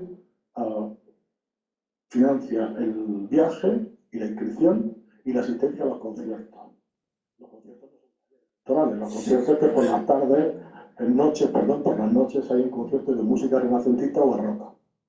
Esto se hace en el marco de un festival de música renacentista y barroca, y hay talleres de música por las mañanas, más un taller de historia que, como digo, tiene una antigüedad de 20 años, ¿no? Sin embargo, el taller doctoral va a ser este año su 4ª edición. El cambio que hay en los últimos años es que el École d'Études financia pues, viajes, inscripciones y entrada a los conciertos, aquellos que son de pago. Es un foro de debate, en donde los alumnos someten sus tesis, por donde van a debate con sus compañeros, y son sus propios compañeros los que les plantean los problemas y las dudas y las cuestiones sobre sus tesis. Es una cuestión muy activa. Luego los profesores del curso intervenimos y cuestionamos y demás, y planteamos problemas a los alumnos que participan en el taller. Yo creo que es una cosa muy dinámica, y que, bueno, para nosotros pues es un placer esa semana, porque es muy intensa, porque trabajamos de 9:30 a 9:30. Luego por la tarde hay una conferencia de historia moderna, siempre de historia moderna, y por la noche hay un concierto. Ese es el esquema del día, pero el esquema del taller es debate, problema sobre las investigaciones que cada uno hace. De tal manera que uno puede estar trabajando sobre México, o sobre cualquier tema, de México, Perú o Badajoz, da igual, pero sus compañeros son los que le van a plantear los problemas y las preguntas de investigación. Esa es la dinámica, o sea, que se ha transformado por completo lo que era un taller de aprendizaje del oficio historiador a un taller doctoral, donde ya todos son doctorandos, también gente que ha hecho la tesis doctoral que participa, ¿no? Y en el que, pues lo que ponemos es un poco el debate como eje de ¿no? Saldrá la convocatoria seguramente final de este mes, el mes de marzo, calculo, cuando el Ecole de Detective ponga el dinero ya en efectivo, ya está aprobado, y eso permite que el único coste para el alumno sea la comida, ¿no? O sea, no tiene una coste, el alojamiento de el ayuntamiento, etc. Bueno, pues es una cosa muy activa y muy dinámica que hacemos siempre en la última semana de julio de cada año, ¿no? Desde hace 20 años. Y que este año esperamos poder contar otra vez de nuevo con la presencia del profesor Bernard Vincent, que también pertenece a la misma École de Tutu. Y una de las ventajas adicionales que tiene el taller es que normalmente todos los alumnos son invitados, va luego quien quiere, son invitados a ir a hacer estancias de investigación al École de Ciencias Sociales de París, ¿no? Con lo cual, pues es un valor añadido que tiene para los alumnos que luego puedan ir a seguir formándose allí, asistir a los seminarios que hay allí y demás, ¿no? Este año lo que pasa es que estamos limitados por un tema, y la limitación es que hay un porcentaje de plazas reservadas, por decirlo de alguna manera, el 50% para 50%, 60% para presencia internacional. De tal forma que viene el año pasado tuvimos alumnos de Alemania, Francia, Italia, México, Portugal, 8 y 10 países cada año, ¿no? Porque lo que se busca también es la internacionalización de las empresas. Bien, y ya para concluir en cierta forma y dejar el turno a quienes están presentes o en casa. Claro, hemos hablado sobre muchos de los temas de investigación que usted ha trabajado, ejército, también la parte de América, la guerra de sucesión y demás, pero hay otra faceta que nos genera mucha curiosidad, que es lo que usted ha escrito sobre la minería. Ha escrito lo que nos interesa es, que esto lo hemos visto con algunos de los invitados anteriores, que tienen en paralelo su línea de investigación ya consolidada sobre este tema, y luego hay otros que tocan ocasionalmente en los que quizás uno podría comentar que cierta, no quiero decir conexión sentimental, pero sí quizás, no sucedía, creo que no Ferrer comentaba, su lugar de nacimiento o demás. En este caso nos interesaría saber si se trata de esa razón o si quizá hay un componente. Y luego también, dado que los temas han sido muchos, desde el abastecimiento de nieve hasta esclavos y demás, ¿qué rol juega para usted la curiosidad del historiador, esto de la memoria, como motor de investigación? ¿No? La curiosidad permanente de estar indagando en temas que quizás nunca se había tocado en la historiografía que le precedió. Bueno, vamos a ver. Yo no me gusta hablar de historia de Almería porque no existía Almería en la época. Me gusta hablar de historia del Reino de Granada, y eso sí existía. Entonces, bueno, está vinculado a un territorio y empecé a hacer cosas así y sobre el tema, y bueno, de vez en cuando pues hago algo, acabo de publicar un artículo sobre no Almería, sino sobre la segunda expulsión de los moriscos del Reino de Granada, pero por una razón que voy a explicar, y es que a mí no me gusta anclarme en un tema de investigación. Me gusta diversificar porque si no creo que entro en un proceso de rendimientos decrecientes. Es decir, si yo me obsesiono mucho con un tema de investigación, pues creo que entro en un proceso de rendimientos decrecientes. Así que a lo largo de mi trayectoria he trabajado, pues sí, en el terreno de Granada, con múltiples temas, la historia social del ejército, la legalidad y luego la corrupción. Así que lo que me ha interesado más es diversificar. Diversificar, ¿por qué? Porque me parece que no tengo una perspectiva mucho más cerrada de absolutamente todo. No sé por dónde van las líneas de investigación en otros temas. Entonces me ha interesado diversificar. Y mi última diversificación, con la cual estoy encantado, encantadísimo, lo voy a decir en voz muy grande, es que me he metido en América. Cosa que porque me parece que no tiene sentido desligar la historia moderna de España de la historia de América. Es que es un contrasentido. ¿Eh? Pero como aquí hace años a alguien se le ocurrió crear un área de historia de América y no la creó historia de Flandes, no historia de Flandes, no, de historia de Italia, pues en el 16 y 17, que era monarquía hispánica, pero sí creó historia de América porque, en fin, porque en un siglo más, ¿no? Bueno, pues creo que se ha hecho mucha historia segmentada de la historia de América y historia de España. Entonces, mi intención en los últimos años y mi línea de investigación está en la convergencia o hacer estudios que analicen desde las fuentes de los dos sitios, ¿sí? Desde los dos sitios, desde perspectiva de América y de España, la historia. Es decir, interconectar. Esa es la quinta, digamos, línea de investigación. ¿Pero por qué? Porque me di cuenta que no tenía sentido los estudios que se están haciendo, que se han hecho, que se siguen haciendo, se han inventado, que se va uno a la atalaya del Consejo de India y cuando tú sales de la atalaya del Consejo de India, pues ves que las cosas no funcionan lo mismo con el Archivo General de India de Sevilla que cuando te vas a Lima y te metes en protocolo notarial de Lima, por ejemplo, por poner un ejemplo.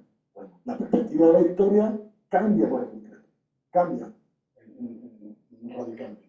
O cuando te vas al archivo mexicano, ¿no? Y cuando digo archivo, también con la historiografía. El diálogo entre la historiografía americanista y modernista en España apenas ha existido. Y ese diálogo es fundamental, ¿no? Entonces, en ese sentido, digamos que sería mi quinta diversificación. ¿Pero por qué? Por eso, porque creo que si me meto en un tema demasiado, pues me voy a empezar a repetir. Y voy a ser un republicano. No es que yo sea monárquico, sino que republicano desde el punto de vista es aquel que publica lo mismo 30 veces. Entonces, es el republicano el que vuelve a publicar. Entonces, no me gusta ser republicano en ese sentido. De volver a publicar lo mismo 200 veces. Entonces, me gusta diversificar, me gusta aprender cosas nuevas y por eso esa es la perspectiva que manejamos de esas 5 líneas de investigación. Damos paso, si te parece, Alberto, a las preguntas de quienes están presentes. No sé si quizás si alguien tiene alguna pregunta en el chat o quiere abrir el micrófono. O bueno, si no, comenzamos con aquí en San.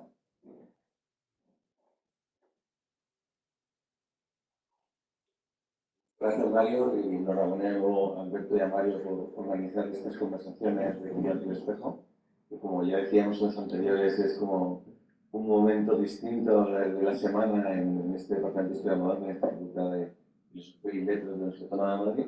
Dos preguntas iniciales a uno de nuestros maestros de la Historia Moderna.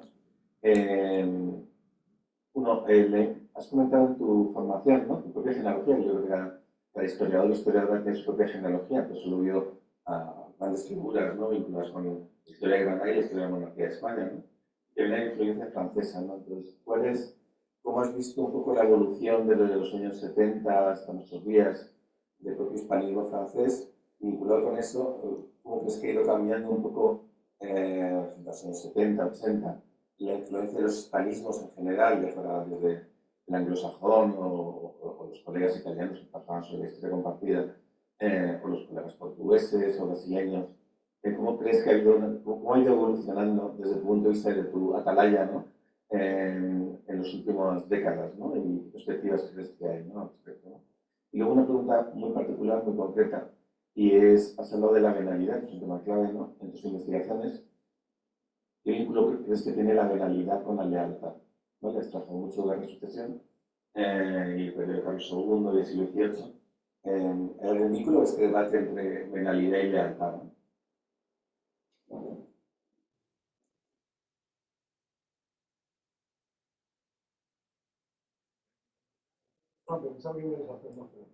Si hay alguna... Sentido muy interpelado a una cuestión japonesa, creo que eso podemos luego largo y tendido charlarlo, pero bueno, también tiene que ver un poco, ¿no?, en la cuestión del método como de las fuentes, y es la vindicación de los protocolos, ¿no? La vindicación de los protocolos de la documentación notarial. De hecho, hace muy poquito ha cambiado el nombre del Archivo de Madrid, ahora sigue siendo HPM, ¿no? Pero es Archivo Histórico Provincial de Madrid, pero sigue siendo lo mismo, la directora. Pero ese tipo de documentación, como me comentabas, en los inventarios post-mortem que se van generando, particiones, lotes, etc., pero no es una documentación normalmente al uso de la gran historia. Parece que es algo muy vinculado a la historia de la vida cotidiana, de la historia social, pero nos está permitiendo. Es decir, ¿cómo podrías hablarnos de las posibilidades de la documentación notarial y cómo esto puede implicarse en esos discursos supra, ¿no? Es decir, un análisis micro, pero que nos permite proyectar los hallazgos documentales, ¿no?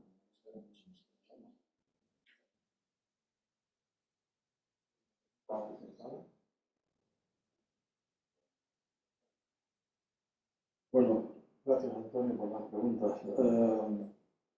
La primera, el tema del hispanismo. Yo creo que en líneas generales lo que se constata desde hace bastantes años es un declive.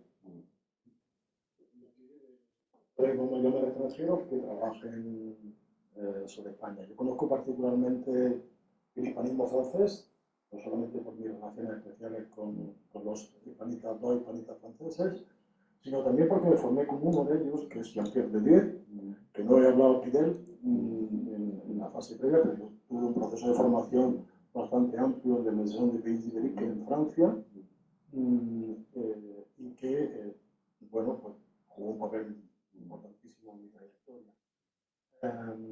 Yo creo que en general hay un auténtico declive, por lo menos del hispanismo francés. Han desaparecido los grandes referentes que hubo durante una serie de años, que estaba Pepe Nassar, Vincent, en fin, muchísimos trascendencia en España. Ahora hay, en mi opinión, en términos cuantitativos, ha decaído bastante, muchísimo. No hay esa efervescencia de estudios que había antes. Hay algunos casos aislados, pero por ejemplo, de departamentos con un centro de estudio hispánico, pues prácticamente París 4 con Beatriz Pérez, que es la actual decana de París 4 Sorbonne. Un núcleo un poco activo sobre el hispanismo. El núcleo de ciencias sociales está en cierto declive, porque los más activos han pasado a mundos americanos, a América también, empezando por Jean-Frédéric Shaw. Bueno, hay un núcleo que es más o menos activo, que es en el que está Navidad Planas y sobre todo Andy B, de la universidad, en el que desapareció tristemente fallecido Jean-Philippe Louis. Pero fuera de ese marco, pues hay gente aislada, Thomas Gleisner, en fin, gente muy poco, pero en términos cuantitativos ha producido, creo que un alejamiento, lo mismo que se podía decir en el mundo británico. Yo creo que salvo Christopher Storr, que está, si está conectado, buenos días, Christopher.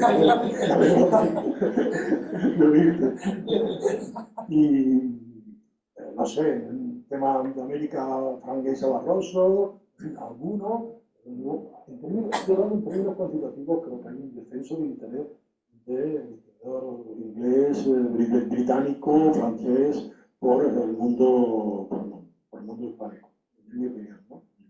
En esa verdad. Y luego, lo que preguntaba sobre venalidad y lealtad, obvio. El lazo que crea la venalidad es un lazo totalmente de acuerdo contigo. Lealtad a quien te ha proporcionado eso, y de lealtad al rey. Eso se utiliza, y particularmente en la guerra de sucesión se utilizó la realidad como un mecanismo de fidelización. Clarísimo.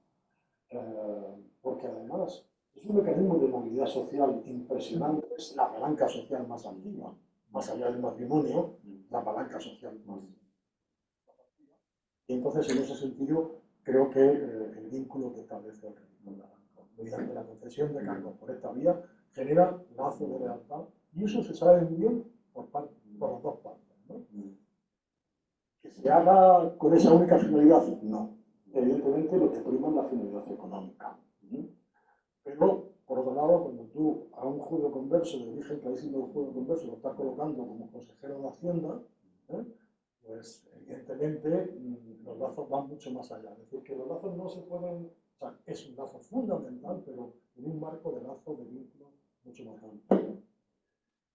Y respecto a los protocolos, pues te agradezco mucho la pregunta porque para mí es la fuente más denostada que existe en la historiografía por la dureza que tiene su investigación, pero creo que es de las más útiles para determinados temas. Cuando tú, de un actor social cualquiera, no tienes una correspondencia privada, por ejemplo, no tienes más vía de recurrir a la vía privada que el protocolo, ¿no? Claro, el problema es que son muy complicados de trabajar, son enormemente complejos de trabajar, es una documentación árida, dura, y en la que te puedes pasar la semana y no encontrar, tirándote de allí de 9 a 8, que creo que hay el horario del archivo, si no me equivoco, yo he estado muchas semanas allí, de 9 a 8 trabajando y no haber encontrado absolutamente nada. Frente a que si vas a Simanca, a la Contaduría Mayor de Cuentas del año tal, ya sabes lo que te vas a encontrar. O si vas a Gracia Justicia o al Consejo de Guerra y sabes lo que te vas a encontrar. Ahora, entras en el protocolo y entras en un océano en el que no sabes si hay peces. Es así. Ahora, cuando tienes la suerte de tener un hallazgo, como me ocurrió con el tema del libro de Prieto Aedo, o yo los estoy utilizando mucho ahora, los protocolos no de Madrid, sino los de Lima, para determinadas investigaciones, pues la información que te dan es la contraria a la que te encuentras en las fuentes documentales estatales. ¿Sí? Y en ausencia de, por ejemplo, documentación privada, pues es la única vía que tiene. Aunque, tengo que decirlo, con los protocolos hay que tener también cuidado y, bueno, uno de los que estaban sometidos a visitas periódicas eran los escribanos que hacen los protocolos. Con lo cual hay que tener cuidado al respecto. Hay un libro magnífico de una historia norteamericana, ahora mismo no me acuerdo el nombre, pero que me acordaré de un rato seguro, pero ahora mismo no, que hace un análisis de los protocolos desde un punto de vista no ya crítico, sino qué no hay en el protocolo o cómo se manipula el protocolo por parte del escribano.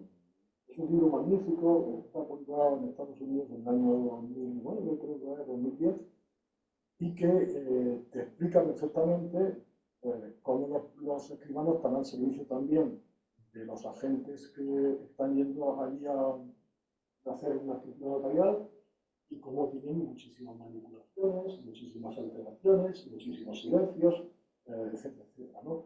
Pero claro, si ya no le damos crédito a eso, no es que no le damos crédito, sino ya no que nos creemos, yo porque yo soy un crédito ateo total de los protocolos, no los protocolos de la documentación, no me creo nada, pues tenemos ya pocos recursos, ¿no?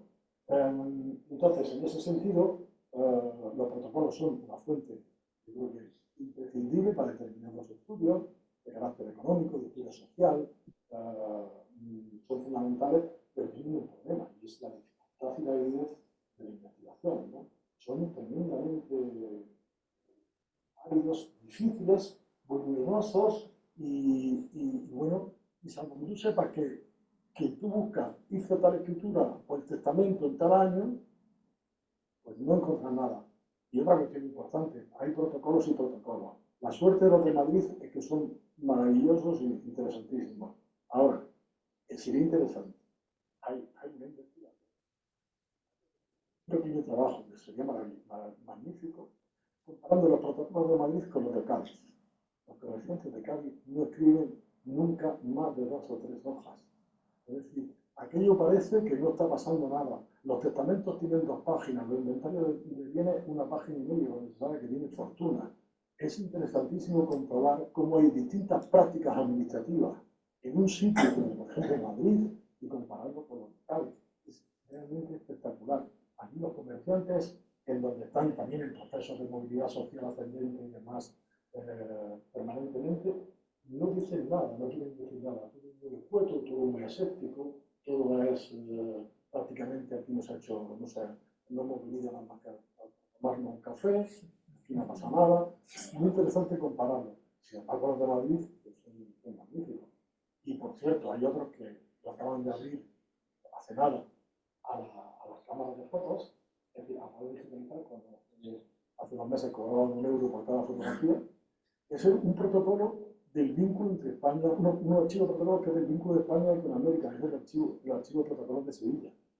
En Sevilla te cobraban hace nada 1 euro por fotografía, ojo, 1 euro por fotografía. Bueno, pues ya lo han puesto en abierto, están abiertos y están permitiendo que un archivo que es fundamental porque está ahí claro, ya no solamente el comercio, no estamos hablando del comercio de España con América, no, estamos hablando de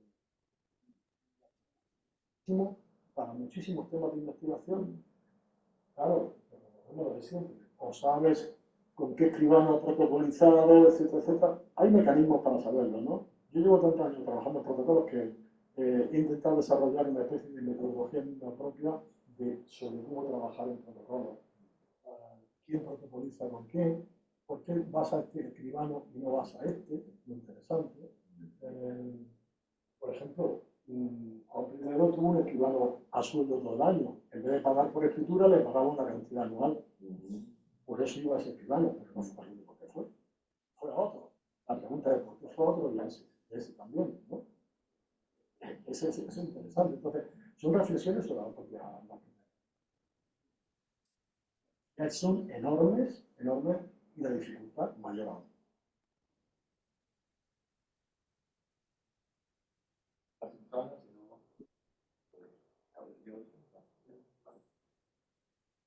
Tú has mencionado acerca de la legalidad y su importancia, si la legalidad, ya que creo que asegurar la fidelidad no solo económica, sino personal, era un elemento necesario para que la corrupción, un elemento necesario para que hubiera corrupción o cualquier encubrimiento. No, bueno, vamos a ver, el único vínculo que hay, como decía antes, entre una cuestión y otra, entre medio de corrupción, es el problema de la amortización de la inversión. Tú adquieres un puesto, un cargo, si el precio es excesivo, o si el salario que va a percibir en el cargo es inferior al coste, evidentemente tienes que desarrollar prácticas ilícitas para enjugarlo y obtener beneficios.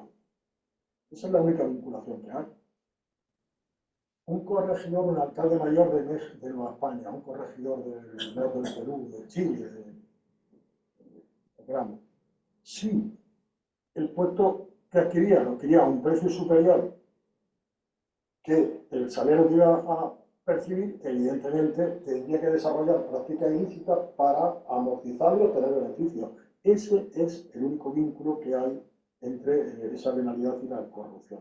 Yo no encuentro otro. Otro problema distinto es también, bueno, vuelvo a decir, hay un libro monográfico que se cree que todos los precios que pagaron por una serie de impuestos eran los precios que realmente pagaron. O sea, desconoce ese libro todo lo que hay detrás de todo eso, del precio. El precio luego tenía muchísimos más costes, ¿no? Si tú sumas a muchos puestos el precio más una serie de derechos, más una serie de gastos, etcétera, etcétera, entonces, y tiene el precio real, si lo comparas con el precio del desempeño del cargo y te sale un disparate de diferencia, pues ese agente del rey o desarrollaba prácticas ilícitas para obtener esa compensación de lo invertido y obtener beneficios, o era tonto, una de las dos. Tonto no era ninguno. Tonto no era ninguno. Todos sabían lo que hacían, ¿no? Es decir, no había más soluciones. Es decir, y todos sabían que lo estaban haciendo así. Y la propia monarquía lo sabía perfectamente. Pero lo primero era la necesidad económica de obtención de recursos extraordinarios, ¿no? Ese es otro problema que, hablando de investigación, y además con el que yo discuto con mis colegas, algunos colegas de historia económica, ¿no? se empiezan a hacer tabla y tabla y tabla y tabla y tabla y demás, y gráfico, y yo les digo, bueno, y todo lo extraordinario y tal, y todo lo que no pasa por las tesorerías, ¿qué? ¿Dónde está? Porque, por ejemplo, cuando la guerra de los 9 años, en, la financiación de la guerra, prácticamente buena parte del dinero que llegaba, por ejemplo, de América o de venta de puertos, lo que sea, no circulaba por tesorería central, así inyectaba directamente al ejército de Cataluña. Porque lo primero era pagar las tropas, porque si no, no se ganaba la guerra. Eso se inyectaba directamente. Por eso digo que, bueno, pues en ese caso, son los problemas las reflexiones que se hace uno a partir de cuando todo esto que estoy contando tiene un principio fundamental, que no lo he explicado, lo dije solapadamente al principio, pero todo esto que estoy explicando, tanto para la legalidad, para la corrupción, para los demás temas, tiene un principio fundamental en el que yo llevo insistiendo muchísimos años y lo que lo explico con datos concretos, ¿no? Que es el principio fundamental es que o cruzas fuentes o haces una historia bastante lineal o ajustada al documento. O cruzas fuentes, ese es mi problema, con el que me he enfrentado durante años y en el que he caído. Ojo, me ha culpa lo entiendo yo el primero, pero cuando he cruzado fuentes he obtenido otro tipo de historia. Eso es una realidad que es incuestionable. Obtienes una historia totalmente distinta. Y ya si tienes, como decía antes, la suerte de encontrar fuentes privadas, correspondencias, cuentas privadas, etcétera, etcétera, bueno, ya ahí es otro mundo, ¿no? Totalmente distinto. Lamentablemente, operamos casi siempre con fuentes públicas. Pero bueno, ahí está ahora el gran adelante de la investigación, que es el archivo de la nobleza de Toledo, donde están entrando casas y casas nobiliarias todos los años y que lentamente se va poniendo al servicio de investigadores. Eso es una mina. ¿Por qué? Porque te encuentras con el ámbito privado de cualquier individuo que no lo encuentras en la documentación de estatal. Las largas son nuevas si quieres. No tienes que hacerlas. ¿Las quieres?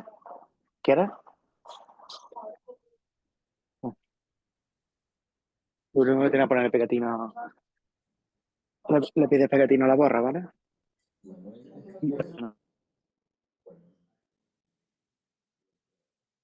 Creo que Javier Gómez tiene una pregunta. Sí, puede intervenir. A ver, ¿se me ve? Sí, bueno. ¿Se entiende? ¿Se escucha? Se te ve sin pelo, Javier. Bueno, pero eso no es nada nuevo, eso ya es desde hace muchos años. Ya me he descentrado.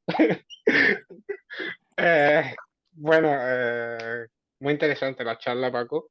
Tengo muchas dudas, pero no, como siempre, no las voy a hacer. Me ha parecido muy interesante la pregunta que ha hecho Antonio sobre el tema del hispanismo francés y sobre las relaciones que hay entre investigadores franceses e investigadores españoles. Me parece muy pertinente porque igual que ha habido un diálogo muy intenso en los años 80, 90, años 2000, verdad que ahora, desde mi punto de vista, creo que hay un poco de desconexión. Y creo que también se debe, en parte, enlazando un poco con el tema del reformismo borbónico.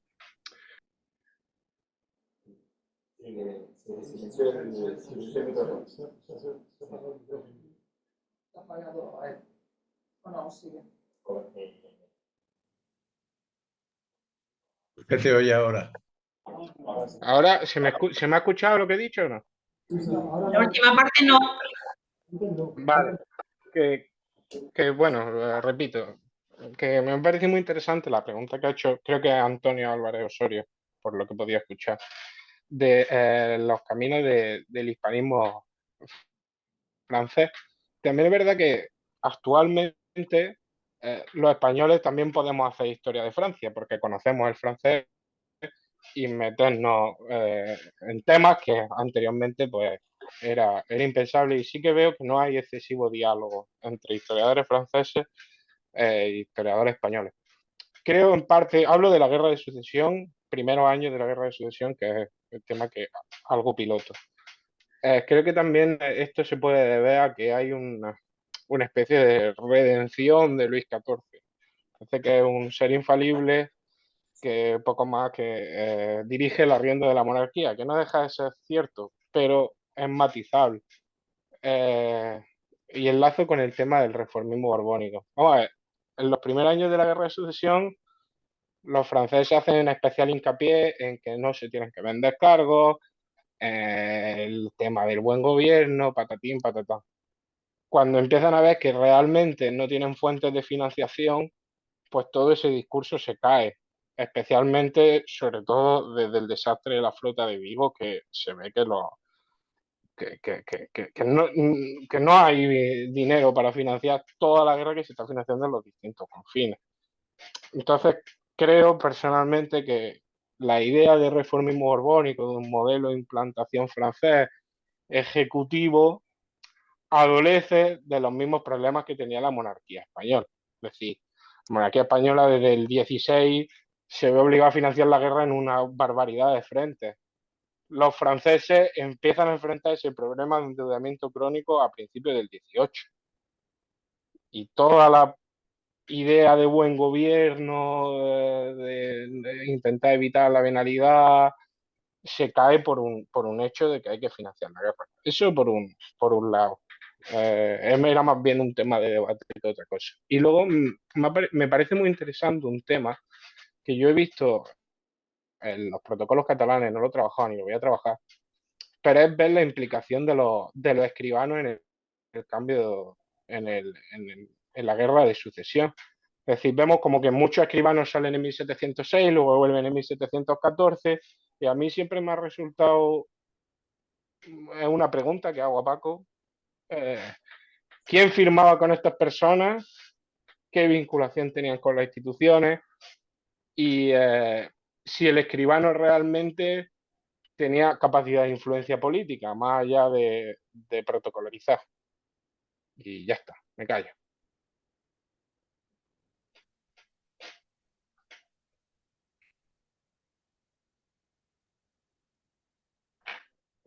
La primera pregunta no era una pregunta, era tu opinión, tu reflexión sobre el tema del hispanismo francés. Yo creo que no está vinculado exactamente que haya más investigadores franceses sobre la idea del reformismo borbónico, se caiga o no se caiga, ¿no?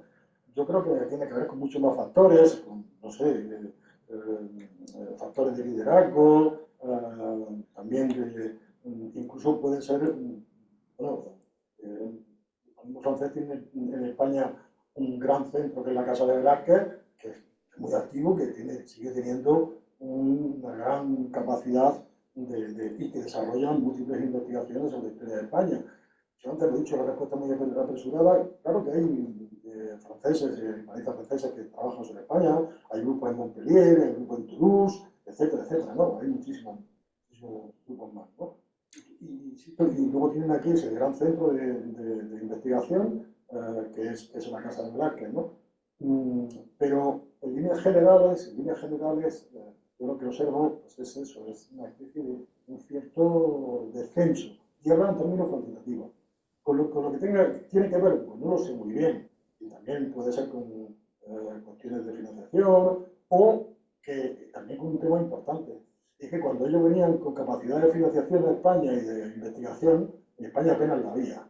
Y en los últimos años, estoy hablando de finales del 20 y primer tercio del 21, pues en España había proyectos de investigación y demás, teníamos posibilidades de acceder a la investigación que antes no había posibilidad. Y yo creo que en España se han podido entonces desarrollar muchas más, han crecido las universidades, ha crecido todo y hemos tenido mucha mayor capacidad de investigar y que no antes, que tuviéramos antes solamente los exclusivos referentes extranjeros que venían de Gran Bretaña, que venían de Italia, en ese sentido, digamos que se ha invertido quizás un poco la relación, ¿no? Hay ahora aquí mucho mayor potencial creo, ¿no? Eso por un lado. En respuesta a lo que tú comentabas, y no respuesta, porque todo es un comentario tuyo que no tengo que decir más nada. Y lo último que he dicho sobre los escribanos, que si tenían capacidad. Yo creo que para hablar de escribanos hay que hablar de tipologías de escribanos, ¿no? De muchas tipologías de escribanos. Hay escribanos importantes y hay algunos que yo creo que difícilmente subsistían con las escrituras que hacían, ¿no? Es decir, en ese sentido, la capacidad que tenían pues, está limitada por los clientes, ¿no? Por la clientela que tenían, ¿no? El estudio al que me refería antes de esta historia norteamericana demuestra que el escribano no escribe lo mismo cuando va un indígena a protocolizar la compra-venta que cuando va el corregidor de la ciudad. Es decir, no hace lo mismo, no escribe lo mismo. Y lo mismo sucede con los escribanos, por ejemplo, de Madrid, ¿no? Hay algunos muy importantes donde te encuentras a la alta aristocracia protocolizando. Hay otros que están especializados en los italianos, por ejemplo. Los italianos van todos al mismo escribano. Es un tema de investigación, los vínculos, que está sin estudiar, que yo sepa ni siquiera ningún trabajo hecho. Vínculos entre el escribano y sus clientes. Esa es la pregunta. Esa es la pregunta. De investigación interesante, ¿no? Porque todo depende de quién es tu clientela. ¿No? De quién es tu clientela. La alta aristocracia pues tenía también sus escribanos de referencia, ¿no? Los pobres, para las declaraciones de pobre que les permitieran mendigar, pues tenían sus propios escribanos, ¿no?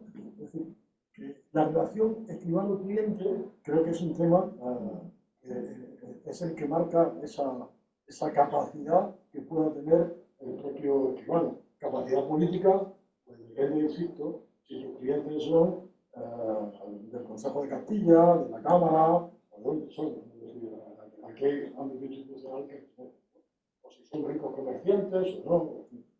Ese es pero insisto, ahí la clave está en que eso está sin estudiar vínculo escribano. Bien.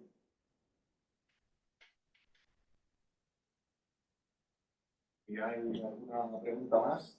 Sí, Ofelia. Muy brevemente, bueno, aparte de felicitaros por la iniciativa y por la intervención de Paco, con respecto a esto último del hispanismo, el hispanismo en estos momentos está siendo invadido por los filólogos. El espacio que han dejado unos los están llenando otros de otras ramas, eso por un lado. Y las relaciones con Francia no hay que limitarlas, digamos que al modernismo clásico. Nosotros tenemos, y muchísimos grupos, tienen relaciones o con el INED de Francia, o con ámbitos de historia económica, es decir, que hay mucho más relación de la que parece. Y ahora mismo, por ejemplo, podría citar muchísimos casos y de gente que conoce a Javier que no tiene nada que ver con las raíces tradicionales del hispanismo, sino que son otros ámbitos historiográficos. Pero quería señalar una cosa respecto a la carrera de Paco Andújar. Yo siempre reivindico el papel de las universidades pequeñas. Los que jugamos en las grandes universidades no es que juguemos con las cartas marcadas, pero sí que clarísimamente que nos hemos beneficiado de una serie de nuestras estructuras, nuestras bibliotecas, el que yo que sé, aquí en nuestra facultad llegamos a tener 2.500 alumnos, etcétera, y no estas universidades pequeñas como Almería o las que van constituyendo una red enorme que apenas tiene 50 años, y a mí me parece admirable todo lo que han hecho. Entonces, conviene señalar que todos los que pertenecemos a una misma generación, no todos hemos tenido las mismas facilidades. Y es el caso de Paco Andújar, de lo de poner en Almería, digamos, en un espacio historiográfico que por su tamaño o por sus condiciones no estaría. Con lo cual, aquí le rindo homenaje a él por esas circunstancias, que son dificilísimas. Y bueno, el número de tesis dirigidas. Hombre, si tienes una facultad de humanidades que tiene historia moderna en tercero, pues 0 será lo que habrá que esperar, ¿no? Por tanto, el poder haber puesto a Almería en el lugar que ocupa es un mérito suyo exclusivamente. Así que eso quería decirlo en público. Lo he dicho muchas veces con respecto a las universidades pequeñas en general, pero no todas lograron lo que Paco ha conseguido. Así que felicidades.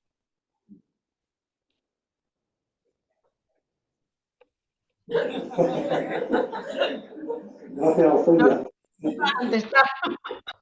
Gracias, Ofelia. Bueno, compartimos, efectivamente, yo pertenezco a una universidad en esa que tú decías, pequeñita, pero bueno, muy pequeña. Eso sí, tenemos el único campus de España que está en el mar, pegado al mar. En ese sentido es una gran ventaja. A mí ver el mar todos los días me da una energía adicional. Eso no lo he dicho, pero ya lo digo. El tema es ver el mar a diario. Cosa en la que coincido contigo es que somos universidades periféricas. Periféricas. Es decir, que la periferia, yo te voy a hablar de David González Cruz en Huelva, por ejemplo, bueno, pues nos han permitido también, la existencia de estas universidades pequeñas nos han permitido investigar y generar una producción pues, bastante importante gracias a esa creación, ¿no? Aunque ahora están intentando cortarnos la cabeza vía financiación, pero bueno, vamos a ver si podemos resistir y si puede seguir hacia adelante, pero estamos con serios problemas, sobre todo mediante la creación alternativa de universidades privadas y disminución de la financiación de la universidad pública. En ese sentido estamos atravesando una coyuntura complicada ahora mismo, ¿no? Pero bueno, mientras que nos dejen, ahí estaremos dando la tabarra desde la periferia. Y comparto las reflexiones que hacía Ofelia, bueno, sobre el tema. Ofelia sería la más indicada para responder a la pregunta que hacía Antonio del hispanismo francés, que lo conoce mucho mayor que yo, tanto como que creo que tiene un apartamento en París que se ha comprado recientemente. Dilo, Ofelia, piénsalo, si te lo has comprado finalmente o no. Pero bueno, ya aparte de la broma, Ofelia conoce mucho mejor el tema este del hispanismo francés y te podía responder, porque ella pasa bastantes temporadas allí y te podía responder mucho más. Pero creo que Ofelia está también por aquí, no te pude oír porque tenía clase a la misma hora y bueno, pero ella es la gran conocedora y ha escrito también sobre el hispanismo francés. Gracias, Ofelia. Gracias por los comentarios. Si hay algo más online, si no, procedemos al cierre del evento. Bueno, pues, de nuevo, agradecer al profesor Francisco Andújar por haber venido a la Universidad Autónoma y regalarnos pues, esta sesión de magisterio y también un ámbito más personal, pero de que siempre se puede aprender mucho.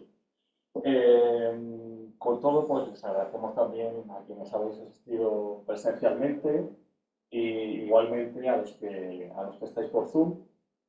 Y os convocamos a la siguiente sesión con el profesor Antonio Álvarez Osorio Alvariño, si no me equivoco, el día 28 de febrero a la misma hora. Día de Andalucía, fiesta de Andalucía. Una democracia invertebrada. Donde podremos seguir reflexionando sobre cuestiones como la venalidad y otras muchísimas cosas. Así que bueno, os agradezco la participación y seguiremos un poco más. Bueno, yo quiero también agradecer, que no lo he hecho al principio porque había entrado directamente con las preguntas a saco y no me había dejado ni siquiera dar las gracias. Gracias a los dos por la invitación a participar en este conversatorio. Para mí es un placer estar aquí y estar acompañando amigos de toda la vida y de jóvenes, sobre todo con gente con la que he aprendido mucho a lo largo de estos años y que, bueno, como decía antes, pues ha sido un placer compartir este rato con vosotros. Así que gracias a los dos por la invitación y nos veremos en otra ocasión seguramente.